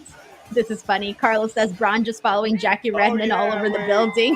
For real. My man. This is his crowd tonight. Where's the Pete Dunne signs? I'm a heat. He's taking it higher and higher. The fatal four-way. All right. It looks like we're coming. We're going to go to a commercial break. And when we come back, it'll be time for the main event, which I'm liking it because it's looking like they're going to give it a good amount of time, which I'm glad because you got some good competitors in that. Braun, Ilja, Pete, Jay, number one contenders. Fatal four-way match to become the next opponent of Braun Breaker for the Intercontinental Championship. So that's looking like it's going to be a really good match. It's really hard not to like headbang when you are listening to this Jey Uso song. All right, we're going to commercial, and so let's go ahead and continue this game. Before I do, since we're almost rounding out towards the end of this watch-along, just a friendly reminder, I'll be here for the rest of the year doing these Raw watch-alongs. I think I'm going to be here next year too, obviously, but I still don't know because I don't know how it works with like Netflix and stuff. I don't know what the rules are. I don't know if I can play the audio. I have no earthly idea, so I guess I'll just figure it out as I go. But if you are new here, if you just happen to be new, please make sure you guys click that subscribe button. If you're not new, well, then you guys already know what to do. All right, and let's go ahead and continue on here. And Sarah says NXT is going to be fired tomorrow. I'm very excited for that Jordan Grace open challenge, and I'm also excited for the street fight with not the street fight, the last man standing match with Trick Williams and Pete Dunne. I'm really looking forward to those two things tomorrow on NXT. So yeah, I'm excited. We got Brendan here who says, is this watch along awesome? Yeet, let's go. Thank you so much for the super chat, man, and for all of your continuous support over the last several months, maybe even more than that. Definitely probably more than that. I think I lost track of time already. Undisputed Sen says, this is my first watch along and I'm glad I stopped by. Yes. All right. I'm out here recruiting people. Let's go. I'm gonna start handing out pamphlets. You know, I've thought about that, by the way. So you know how when you go to like a wrestling show or like an indie, even WWE, this happens in my city. Like when I go back to my car, there's flyers for like indie shows on my car. I've thought about flyering for my YouTube channel, but then I thought how lame is it? Like, I don't know if it's lame or if it's inventive. Kind of, like you've never seen anybody do that before, right? I've never seen nobody promote their YouTube channel outside of shows. And I thought, what better place? I mean, like flyering legitimately works. Like I know so many local indies that their whole business model is based off of flyering. Like they don't got large social media presence, but they flyer. And so they're able to get audiences to their shows constantly because they are flyering. And I thought maybe I should be doing that, but for my channel. I don't know. Watch, someone's going to take that idea. Damn it, I should have done it. So next time you guys are going to see me in the parking lot flyering for my channel. Spend Big says, do it. I should, honestly. I really, really should. John Bay says, you live in California and you talk about killing all those trees. Damn, I didn't even think about that. Damn. Now I can't fly her anymore. Damn. I'll have to think, or maybe I can walk around with like a QR code, like a little QR code, and just have me be like, scan for my YouTube channel, scan and subscribe, scan and subscribe. That's what I'm going to do. I'm going to stand on the corner saying scan and subscribe, scan and subscribe. Carlos V says, Denise, make sure it's not the NXT parking lot. Stephen Marchuli says, NXT, no, Julia has the it factor, has aura. I still got to watch the video, guys. I haven't even seen the video. I was on vacation when that happened. So I still got to see that, man. Oh, I'm so behind on NXT. Damn. All right, don't worry. I'll get caught up by tomorrow. Thank you, Steven. We got John Taylor who says, follow Denise at _ Denise Salcedo and _ INS Culture. I follow back on Instinct Culture, guys. I'm trying to get the ball rolling on there. So I'm trying to like get people to persuade them to go to that. And I still got to post on there. So there's a whole lot. It's a whole lot to do, man. I'm stressed out. All right, let's see. Let's go back to Raw that is back. Go on sale this Friday, the 13th. But I don't think I'm going to Survivor Series War Games, but I am going to Bad Blood, though. So I will be at Bad Blood in Atlanta, Georgia. I'm really excited. It'll be a good time. I'm just going day of the show. I hope you're all watching, because tonight, that was a message from the Judgment Day to Day. everyone in the locker room that anyone can get it at any time. LWO. Adam Price says do t-shirts. I've been thinking about that. I do need to do t-shirts. Oh no, Chris Robinson says 26-13 49ers. Oh no. Ooh. Not so terrible. Kevin S says Jordan Grace should be great for NXT. Yeah, she always does, you know. She draws people in. You know, people want to see what she's gonna do on the show whenever she's on. She's like Joe Hendry. People want to see them. Tell them what he got. I knew they don't think we've forgotten about you either. Your time is over, boys. The tag division belongs to the Judgment Day now. Cool.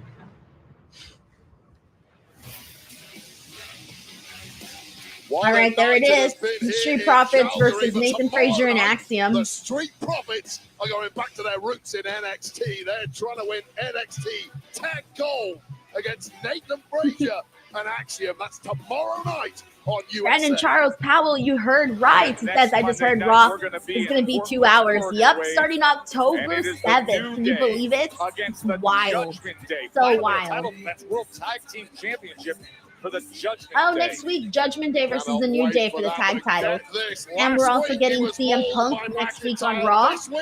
He set up a Hell in a Cell match of Bad Blood with McIntyre. Adam Price says, what time is it over here? It is 7:35 here in Los Angeles. 7:35 p.m. But I'm sure you guys figured that part out. Next week, and we found out we're going to get Hell in a Cell on October 5th with McIntyre and Punk. Go. Man, I love Ilja Dragunov. That's my guy right there. I'm always rooting for Ilja. Intercontinental Championship #1 contender finale, the Fatal 4-Way. I don't think I've ever seen Ilja at a 0. Dude is always at 100. I love that shit. He's always on. He's got his working shoes on every single damn time, and I love it. Sven Biggs says it's 10:36 in New York City. Adam Price says 3:36 a.m. in Ireland. Oh my God. Bless your soul for being up at that kind of an hour watching Raw. That's just nuts. Oh my God. I don't think I'd be able to do it. Wouldn't be able to do it. I always, like, whenever I'm in Europe for like wrestling, I never watch the shows on TV. Like, I either got to be at the show or I'm watching it. Not at these random ass hours. NXT No Mercy was on while I was asleep in Amsterdam. Like, I wasn't going to be able to watch NXT at like 3 in the morning. No way. I was asleep. One step closer with victory tonight. Dominik Mysterio is watching from San Francisco. John Taylor from Montana. Love it.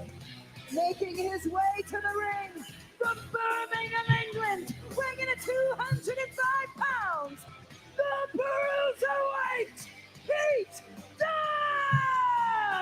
Man, I really like Pete Dunne's hairstyle. I'm sorry, I can't get over it. I really do like it. Then the next day, Monday Night Raw in Denver, back down to It's so NXT. grunge. Now here in Calgary for Raw, promises a beatdown on Trick Williams for #1 status tomorrow night on NXT. We got Jay here, watching from Dallas. Are you going to be all in, Jay, next year? Or all in, since it's in your neck of the woods? Ooh, Portland, Oregon, next Monday. If you've never been to Portland, guys, Portland is very, very nice. I love Portland. It's very, very calm. The trees are very nice. So many trees. It was icy cold when I went. I think I went during the month of February. It was very icy. Oh, I love Portland. I want to go back. I was only there for like 2 days. I didn't even get to go to the downtown area. I was just like in the suburbs. And their opponent weighing in at 385 pounds. Chris Robinson says, what time do you get into the hotel when you're at a pay-per-view event? And so when I go to like the international shows, oh, it's late, man. It's like 1 a.m., 2 a.m. And then also for like the East Coast shows, same thing, 1 a.m., 2 a.m. There's been times where it's like close to 3 a.m. depending on what the hell happened. For the only times it's early for me, like an early night for pay-per-views, is when they're out here. When they're out here, it's great because I can literally have all my work done by like 10. And I can still go and enjoy the last like 2 hours before I go to bed. So that's why I enjoy when pay-per-views are out here instead. But no, there's been times where I'm like doing a podcast at like 2 a.m. in freaking the East Coast or Europe, and it's like weird, you know, because I'm not used to that. I don't. It's so weird. And then my flights are usually really, really early too. Like I always tend to leave like 6, 7 a.m. from places. Like I never leave 8 or 9 a.m. because I've noticed that by the way, the match just started, so but I did notice that the later you leave, the higher chance you have of your flight being delayed or your flight being canceled. And I never like to risk it, so I always leave super early. That's the reason why I book early flights, and I'm out of there. Oh, and also I like to come home and enjoy the rest of my day. Nice. Oh, that was cool. This is where Jay says he will be at All In next year. We got Patricia who's watching from Tacoma, Washington. Will you be at Wrestle Dream? Because you're going to have Wrestle Dream. Raphael Smith says 9:38 p.m. in Alabama. Alabama. I don't know why I have to say it like that. It's the way that it comes out. Okay. And fanatical, that is the approach. Oh, Leo Poroy, 8:40 p.m. in Costa Rica with nice chilly weather. I love Costa Rica.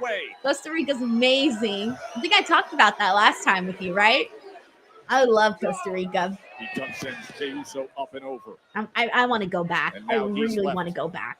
With the monster, fatal four. But I probably wouldn't go to Costa Rica alone though. I was always told to be really safe in Costa Rica. They always say that if you go there not to be like, they always tell us not to mingle with the locals. And I'm like, all right, I'm going to listen to you. That's what last time I went with like a group of people. And that's what our tour guide was telling us. And our tour guide was a local. And he was telling us, the tourists, not to talk to the locals. And I was like, okay, I'll believe you, bro. You live here. I don't. But yeah. All right. We are back with a commercial break here. And let's see what we got here. Brandon watching from North Carolina. LRG says, go to El Salvador. It's pretty safe now. I've never been to El Salvador. Never, ever been. All right, let me go ahead and continue the game. We got 5 more. So let's see how many I can get done before the end of Raw. So here we go. Here is the next one.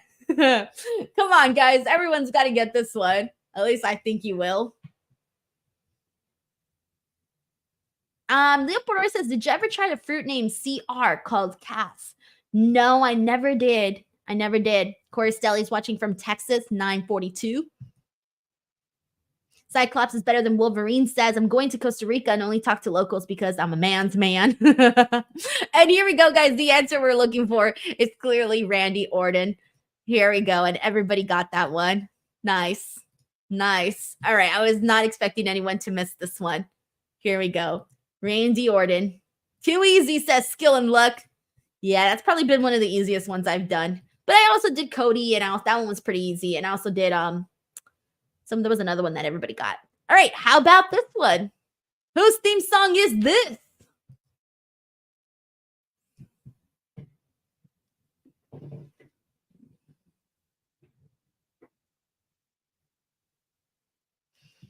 I will wait for the answers.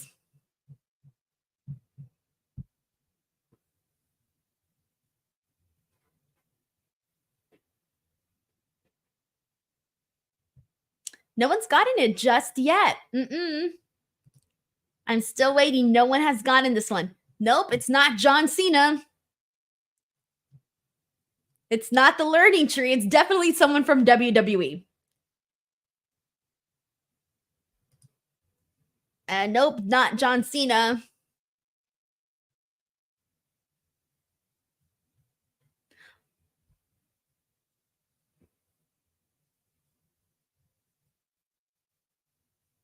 It's not The Miz. Everybody was so sure it was John Cena. It got me thinking, what the fuck? Maybe it is. But no, my notes say otherwise. You don't want to know. I know no one's going to get this one. Oh, someone got it. It's Solo Sikoa. Yes, the answer is Solo Sikoa. I knew you guys weren't going to get this one because we have hardly ever hear it. All right. So there you go. The answer is Solo Sikoa. Yes, finally. You guys were saying the other ones were too easy. All right. Here we go. Let's move on. I think I can get one more in. Or hold on. Let me see. I think Raw might be back. Nope. We got one more. Okay. Here we go. Whose theme song is this?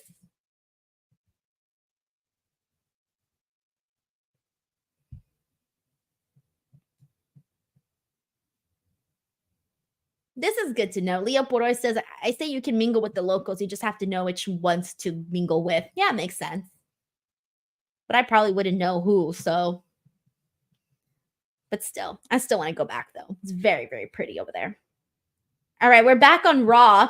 And I'm going to leave this up and put the audio up. Because I'm still waiting for someone to get the answer. Former Intercontinental Champion trying to reclaim an opportunity. This is a #1 contenders match. Fatal 4-way. Joe Tessitore and Wade Barrett. It's not Bronson Reed. I love how Bronson Reed is everyone's answer for every song. It's not Bronson Reed. It's not Shaq. It's not Carmelo. It's not Carmelo. It's not MVP. Someone got it. Someone got it. It's Steve OJ got it. The answer I was looking for was almost. Almost. That was the answer we were looking for. Great job. Ben Big says coffee in Costa Rica is amazing. Yeah, they do like those little coffee tours too. I did one of those coffee tours. Oh, it was great. It was so great. Oh no, hold on a second. Big uppercut. They're all in a bad way. They're all exhausted. This is where mistakes happen. And this is where, if you're back on Raw, enough, if you're on the ball enough, you can capitalize and get yourself an opportunity at goal. Brandon Charles Powell says he has lyrics to his song. Apparently, bro. Apparently. Bro, I just went on Genius and I started typing in people's names and just like freaking taking out like the freaking lyrics and stuff. And the technician takes him down and right back to the Adam Price says, will you be back on Friday? Yes, I will have a post show on Friday. So I only do watch-alongs on Mondays for Raw and then podcast for NXT, Dynamite, and SmackDown. From the top rope. And inherently, that's the danger of a fatal four-way matchup. There's always someone attacking from the blind side. Undisputed Sin says I didn't realize Omos had lyrics to his song. He apparently does. As they team up again. Damn, that was cool. They all pushed Braun Strowman into the steel step. Took several attempts that was cool. Of this trio to take the big man down. It finally seems to have worked. Now is your opportunity, Dragunov. Jey Uso. And Pete Dunne, who can capitalize first? Of course, Dunne wastes no time in slamming Jay right into Dragunov and sending Dragunov into the ring. Oh, what? Damn. I love the way Ilja sold for that. Fight for the championship and the kick out. Pete Dunne just carrying an aura of casual menace. Yeah, I agree with Everywhere this. John he Taylor goes, says take Pete Dunne and another Dragunov look can at fight this. forever.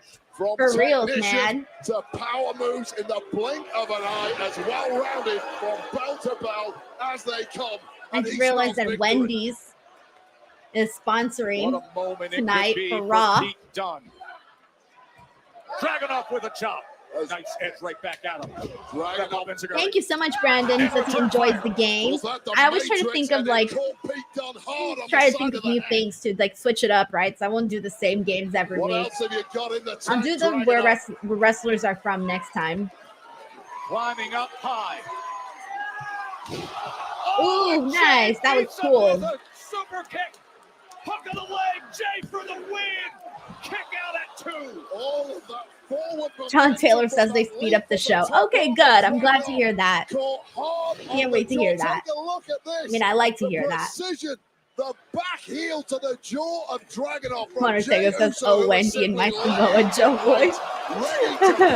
Adam Price says I can also do finishers. Oh, yeah, that is good. I'll just put like the person's finisher, whose finisher is this. That's good too. Man, y'all have better ideas out here. Enough energy to kick out. What a fatal 4-way. Oh, another commercial? Damn, I thought we were done with commercials. Febreze has a microchip to control. No, we got one more commercial. All right, let's continue my game here. I only have 2 more, so this should be this looks like the last commercial. Yeah. So we'll do these in the last 2. Here we go. Whose theme song is this?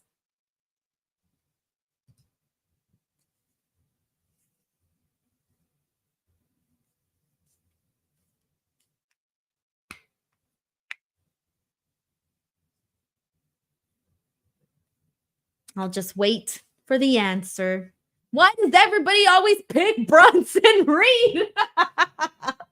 How is this the gimmick now? Bronson Reed is the answer for everything. I can't.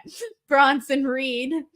Oh my gosh. I know I'm a fan of Bronson Reed, guys, but damn. Okay, the answer is not Austin Theory.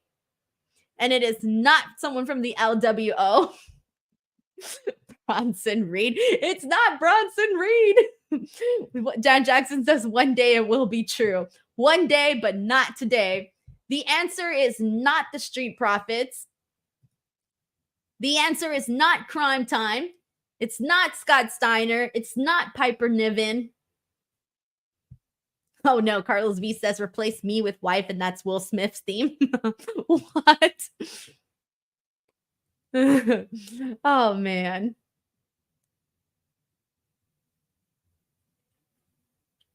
It's not Jada Parker.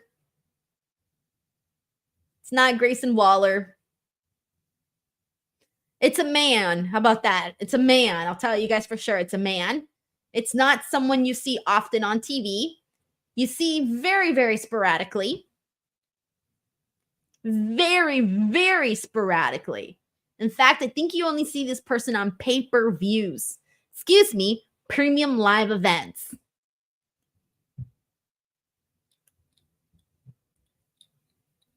It's not Chelsea. It's definitely not Ric Flair or Brock Lesnar. No John Cena. Not Triple H. What? Triple H? Yes, main roster. Oh, someone got it. There we go. Thank you, Jay. It's Big E. I told you guys, someone that we see very sporadically, only on pay-per-views recently, because he's been doing the announcing stuff. So yeah, the answer is Big E. All right, we got one more. Here we go. Last one. Let's end it with a bang. This one's easy, guys. This one's easy. And I agree, Dan Jackson. I also miss Big E. Leoporoy says, you said we only see him at PLEs. My mind goes to Triple H. I know every Triple H song by heart. And here we go, guys. The answer we were looking for is Shotzi. I knew everyone was going to get this one the second you heard Welcome to the ball pit. You can get your ass kicked. Everybody knows that one. All right. So we ended this game here with a bang. Here we go. Love it. Love it. All right. And we are back on Monday Night Raw. Let me put the volume up. Action, the fatal four-way finale to determine the Intercontinental Championship #1 contender. Let's see who's going to be the new #1 contender. Badass Braun Breaker, Jade and Dragunov in the ring. But as we I personally want it to be Ilja Dragunov, but I'm pretty good with anybody, really. I wouldn't complain about anybody here winning this match. Undertaker says I was going to say Bronson Reed. Welcome to the ball pit. You're going to get a bunch of tsunamis. That doesn't even rhyme. Excellent offensive assault. Hook of the leg. Dragunov. You know what I should do for the next game? I should do Bronson Reed trivia. Just specifically Bronson Reed trivia. All I'm going to do. Bronson Reed trivia. So brush up on your Bronson Reed knowledge. Dragunov went to meet him with an elbow. Pete Dunne used that as an opportunity to get after those digits. Simply. Always love. You know Ilja's gonna sell the hell out of Pete Dunne snapping those fingers. In pursuit of victory as anyone I've ever Oh shit! He just tossed off freaking Pete Dunne like Strowman. Down Jesus. last 5 minutes. Braun Strowman is back. And he is clearing house like only he can. It's funny. Ilja is like half the size of Braun Strowman, but he even has more intensity than Braun Strowman. Like when we talk about the intensity Ilja Dragunov has, his size does not matter. He has more intensity than guys even like Braun. It's wild. Braun has a lot of intensity, but one thing in mind. Ilja likes to take it to the next level. And then Braun Breaker comes next. All right, guys, I had a text. Uh-oh. He's going out there for the freight train. Round and round. Someone's about to get flattened. And by someone, I mean 3. Oh, we just sent Pete. Sorry, guys. It was my good friend Bill Bingmanham. Right now, Bill Bingmanham. For those on the Wednesday show, you'll know who I'm talking about. As soon as you possibly can. Right, which even I didn't even know who we were talking about. Our announce desk. Strowman's clearing it off. Strowman's looking for some major damage. Oh! Oh! He just launched his whole ass body on Braun. Oh my god! That was pretty dope. That was pretty dope. It was like a different version. Like it was a tsunami bud because of the way where he jumped from the barricade, it just looked different. Because he was coming like directly at him in this way instead of this way. I don't know how else to explain it. Well, look at the replay. Look at the replay. Oh no, he did get a little bit more height on that, like he would on top of the rope. That was cool. Damn, that was cool. Turned into a triple threat now, thanks to the annihilation by Bronson Reed. 2 massive men just blowing apart the announce desk. And one man walks away. Bronson Reed. One man lays down in devastation. That's Braun Strowman, whose chances of victory here just went up in smoke. Meanwhile, Wade, what an opportunity with Strowman off to the side, writhing in pain for those competitors who remain in the ring right now. And it's Ilja Dragunov, who's never been in a match before like this level, never been in with Big Braun Strowman, against Jey Uso, who's seeking singles championship glory. For the first time, Jey Uso, the greatest tag competitor we've ever seen, never won tag gold. Can he do it here? Back and forth they go. Center of the ring. Chop after chop from Dragunov.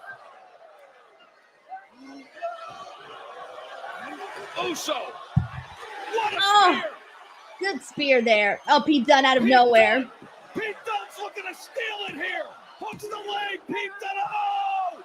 2.9 Damn, this is really picking up. Dunne almost stealing it to the shock of this audience. We know they want Jey Uso. Oh shit, Pete Dunne's busted open. Almost stolen. He's busted open from his mouth? By Pete Dunne, but now Dragunov is down. All these guys. My good friend Reg came out when he came up with both these guys, but since there's four, it's all these guys now. John Taylor says Denise is telling Will Washington about this hot new wrestler, Bronson Reed. That's funny. Sven Big says Denise is texting Bronson Reed. All it says is meat. Sorry, guys. Funny. Hunter Taker says Denise to Bill for the last time. The promo code is Denise. Out on the floor, and Pete Dunne is sitting pretty to win it and fight for a championship. Remember, all four of these men had to win triple threat matchups just to get to this final. It certainly is not getting any easier. Round and pound, Dunne is in position. Whoever wins this match has to go through hell to get there, and it's looking like Pete Dunne go for the bitter end now. Dude, Pete Dunne and Ilja. Oh, big boot up top. They are having a good time here. Yeah. Dragunov. Eggs bomb delivered. Uso clears it with a kick. I knew that was not going to happen. I just saw Jay's butt come into the camera shot. I'm like, he's about to get in there. Oh, shit. Is he about to win here? There you go. Jey Uso, new #1 contender for the Intercontinental Championship. So we're going to get Jay versus Braun Breaker.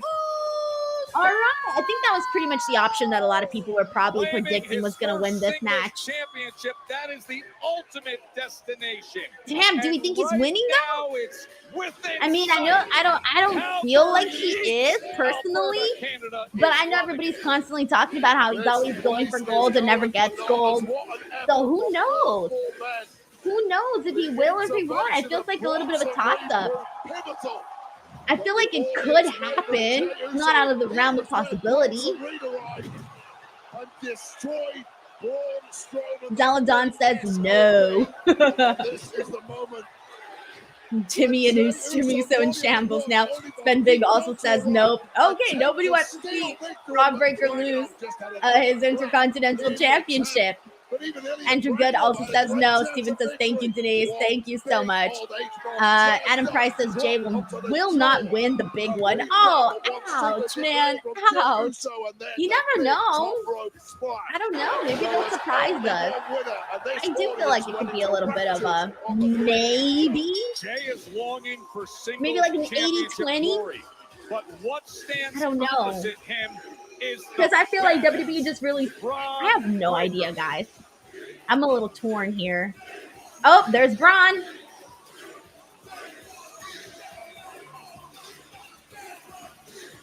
What? Damn. They really just like, they didn't even wait for like the stare down or anything. It just ended just like that. Oh my gosh, that's so funny. All right, well, there you guys go. We're going to get Jey Uso versus Braun Breaker. That's happening for the IC title. An overall decent episode of Monday Night Raw. I'm going to go ahead and hop on over to Fightful and chat a little bit more about it in depth with Sean right now. So I'm going to go do that. But I hope you guys enjoyed this watch along. I'll be back tomorrow for NXT Conversation with Chinadu. NXT podcast tomorrow. Wednesday podcast with Reg.